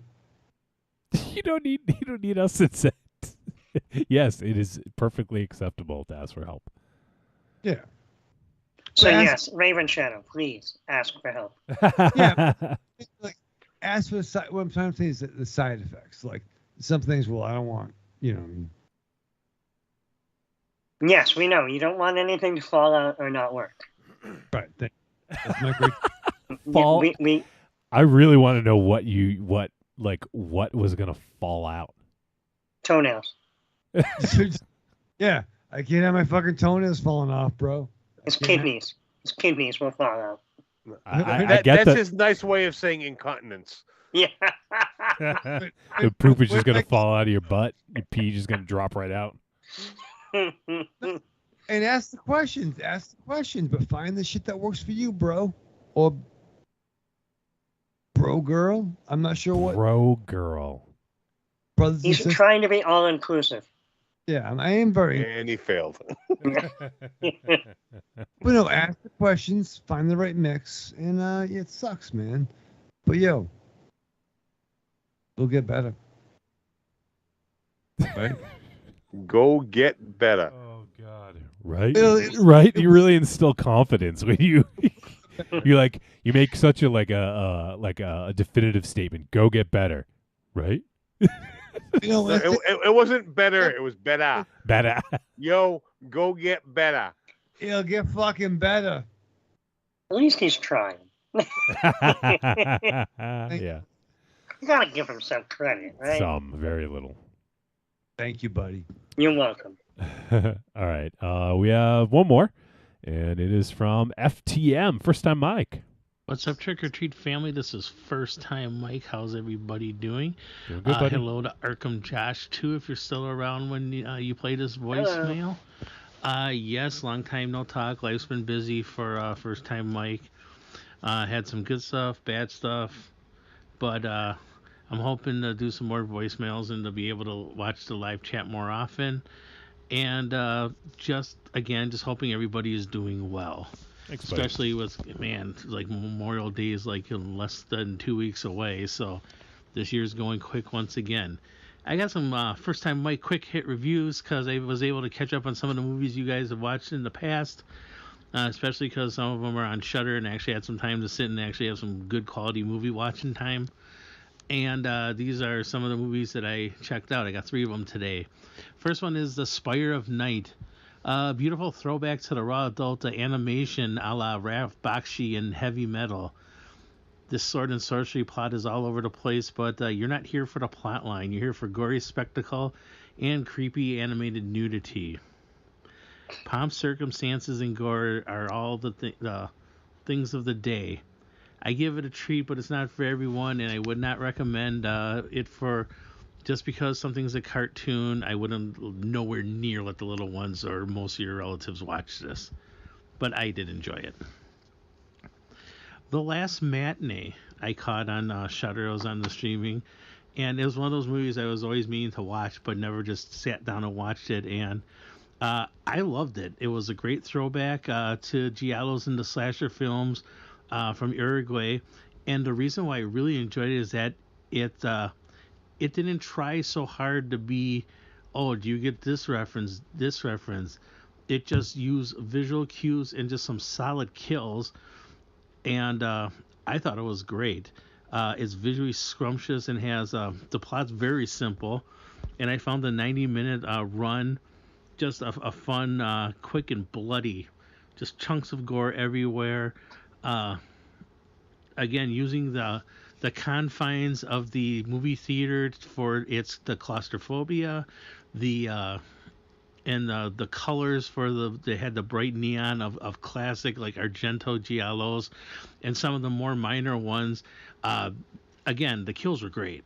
I enjoyed it a lot, and I like how the killer just pretty much got down to business, and some of the shots were really great. The last matinee I really enjoyed. That's a treat as well. The Deep House. I just watched this one a couple days ago, and it reminds me of of some short stories I've seen before. The use of the underwater house was visually stunning and very creepy. It reminded me of the underwater house scene in Dario Argento's Inferno, when the lady's going to swimming and there's like the whole rooms in there. But I found it entertainingly Lovecraftian, a good use of the claustrophobia and the water to create the tension and the horror. The plot went along fine. I did enjoy it. I just thought that I did like the lady, the Tina, I think her name was, and but Ben, her boyfriend was a dick. Yeah, and I know part of the film is that she was stuck with him, but there's a couple times where I'm like, dude, you're a jerk and you deserve whatever you get. And in that movie, he pretty much gets what he gets. The Deep House had good tension. I liked the little twist. I enjoyed the satanic Lovecraftian feel of it. It was kind of creepy. I give it a treat. So 3 treats all around. I'm planning on a voicemail like next week or week after about my review of the Batman. I know, I'm a little late with that, but I just had some thoughts to get in order of it because I just want to talk about that, especially like for the comic book reading guys, Aries and Raven Shadow. This is first time Mike, wishing you all the best, and if I don't talk to you before then, everybody have a safe Memorial Day and be careful out there. Bye. All right, first time Mike. Thanks, buddy. Did a few reviews there. We talked about Spine of Night, Last Matinee, and The Deep House. Some pretty good ones there. I think, actually, I don't know about overall, but The Last Matinee I think was my favorite of those. Josh, I can't remember. Did you see The Last Matinee? I did, and Okay. I quite enjoyed Last Matinee. I also enjoyed Spine of Night. Yep. I think Last Matinee was probably my favorite of the two as well. Yeah. And I have not yet watched The Deep House. I remember I couldn't get around to it around when you reviewed it, and the review you guys did not instill the amount of interest in me to go back and make time to watch it. Yep. Yeah, I mean it's interesting enough, and there's some cool stuff that they do with it, but overall the concept I think ended up being cooler than the execution. Yeah. Well, I think that's it. Let me just double check, make sure we didn't get any in the last few moments, and no, I think we're good. So we did run a little late there, but we did start a little late too. I had a crazy week because of, well, not just because of COVID, but also because of COVID. So, so there is that. So yeah, we apologize if we were late for any folks, but those listening to the podcast, they won't know any different. They don't know when we start recording. So, right, Raven Shadow? No fucking idea. They just know it magically appears. Yep, it just magically appears. That's it. That's the appearance. You guys have anything else, anything on your chest you want to get off before we start saying our goodbyes here?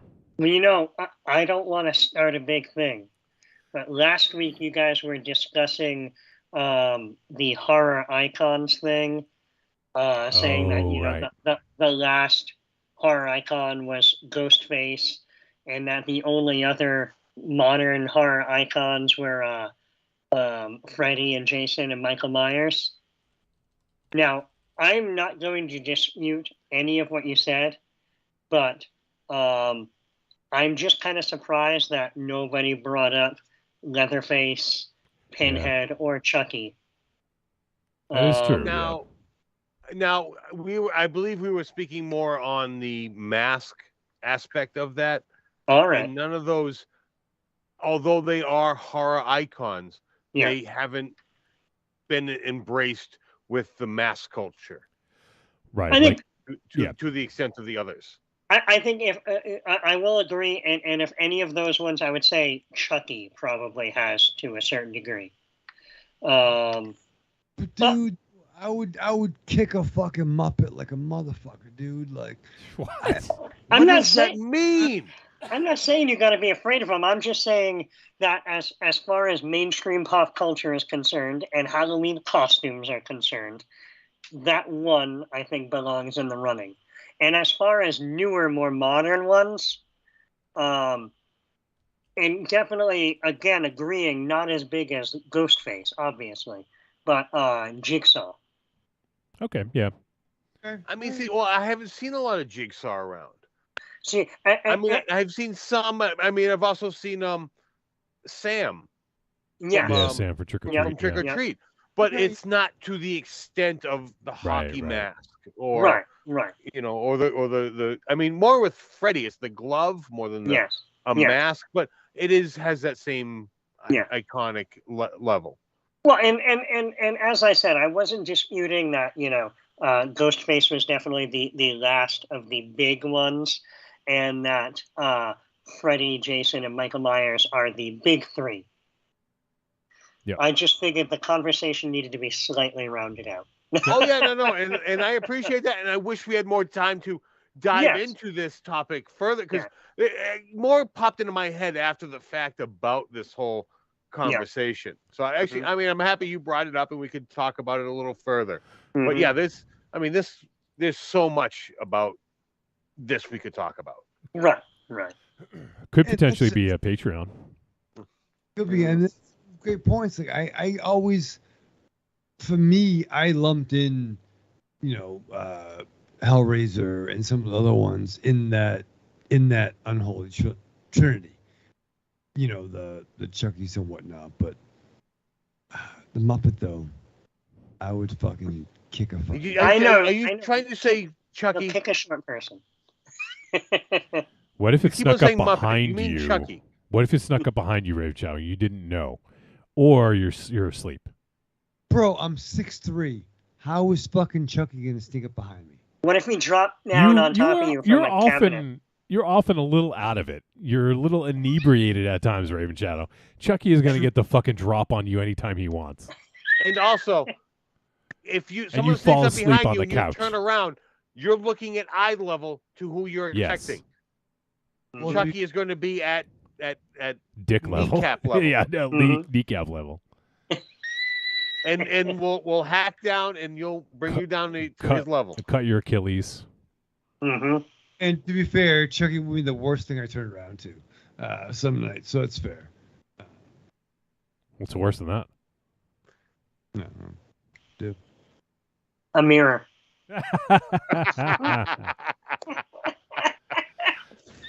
I could. And on that note, let's say goodbye. I know. I was going to say, I don't know if we're going to top that. So, but that could be an interesting Patreon topic, talking about something like that. So yeah, maybe we'll kind of put that in the back pocket. Evil Corny, by the way, says that doctor going to give you some duct tape. He was saying that 10 minutes ago, Raven Shadow, when you were talking about calling the doctor so it doesn't fall off. You can get some duct tape, I guess. He also said Raven Shadow would be dead as hell with Chucky. With any of them. Yeah, any of them. Dude, dead as hell. Dude, I will fight Chucky any day of the fucking week. Okay, we're gonna set that up. Let's book it. Yeah. Main event. Dude, literally, I'm 6'3". I got 11.5 combat boots. I will Dude. fight. Because you're 6'3" doesn't mean shit. Dude, 6'3" in combat boots. Okay, yeah. So He is a superhuman and you're inanimate object. and with you're a 120 1-foot knife. pounds soaking wet with holding a Yugo. Oh, yeah, but still, I will fight. I will fight a doll, bro. I will fight. Bring it, fucking Teddy Ruxpin. Bring it, fucking Mr. Monster. Well, not Mr. Monster. My buddy. Bring all that shit. My Pet Monster. My Pet Monster. Thank you, Josh.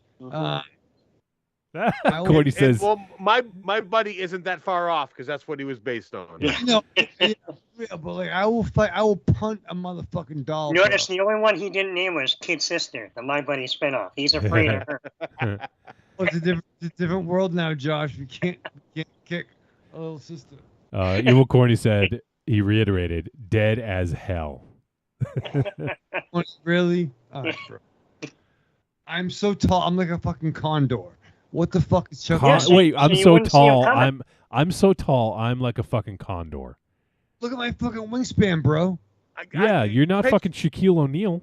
Yeah. Or the Greek Picture it. freak Giannis Antetokounmpo. No. Picture it. Chucky standing there with his knife, you coming at him, ready to kick him. Chucky just holds the knife out. Yeah. And cuts your foot in half as you try to kick him. Yeah. I'm wearing combat boots, bro. It's fucking steel toe. Cut it in half. You got safety toe in those combat boots? Yeah. What kind of I safety doubt it. toe? The important one. you got safety sole on those combat boots. I got soul, bro. He would just hold that knife up bro. Kick right through it. Dude, I got a katana blade in my bedroom. I will fucking punch. Oh my god, what the fuck is wrong with you? You don't walk around with a katana blade. I have a katana blade in my bedroom. What the fuck? So now he just knows not to attack you in the bedroom. Yeah. I don't think Chucky's listening. Do you keep it under your mattress? Under the pillow. Yeah, because he's gonna get your ass when you're asleep, and you can't do anything about it. King side bed, bro. A lot of room, bro. Why are we all bros all of a sudden? What the what happened? Bro, dude. Yeah, I'll kick Chucky's ass, bro, dude. Yeah, brother. See, now he needs to get a group of us together to kick his ass. Yeah. Story's changing. I will fight a doll. Okay, we'll set it up. We'll book it. Mm-hmm. I can't wait to see you fight Chucky and lose. All right. Really? In the Blackout Bacchanalia. Yeah. There you go. The main event of the Blackout Bacchanalia. Raven Shadow versus Chucky to the death. Watch Raven Shadow die. Yeah. We're gonna do duck boats. It'll be nice. Duck boats. Yeah. You have a fucking celebration. Dude, I think you're being mean to me, but I'm not being mean. You would fucking die. Dude, really? I will fight. I am being mean, but justly so. I will fight, dude. I will fight dude. I won't fight dudes, but I will fight toys. I will fight toys. Yeah. Or really old. I don't think we have anywhere to go from here. Just downhill and. Corny says he's going to go to Target and tear up the toy section tomorrow.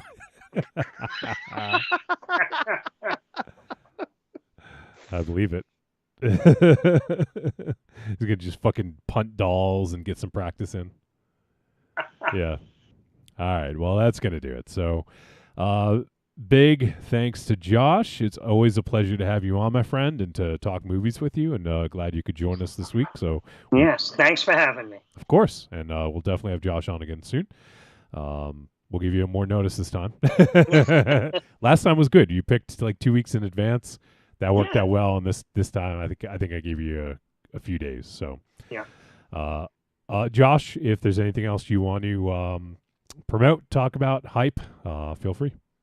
No, I think it's all been covered. All right, there you go. So, all right, let's go around the room, say our goodbyes. Aries. All right, Josh, thanks for not scaring me off this week. Thanks for sticking around. Yeah. Everyone else, goodbye. All right, Raven Shadow. All right, Josh, love you, boo. Live that and survive with the mask on. All right, that is going to do it for episode 512 of Trick or Treat Radio. We appreciate Josh hanging out with us, and appreciate all you guys who tuned in for the live show, everyone who sent in a voice message, and for the folks who sent in, I said that, voice messages. That's what I mean. That's what I'm talking about. And for the folks who are going to listen to the podcast, we appreciate you as well. Next week, as I mentioned, we will be talking about the film The Innocents, so come back and join us then. And that is going to do it. So we appreciate you guys, and everyone stay safe out there, and come back next week, and we'll talk about The Innocents. All right, see you.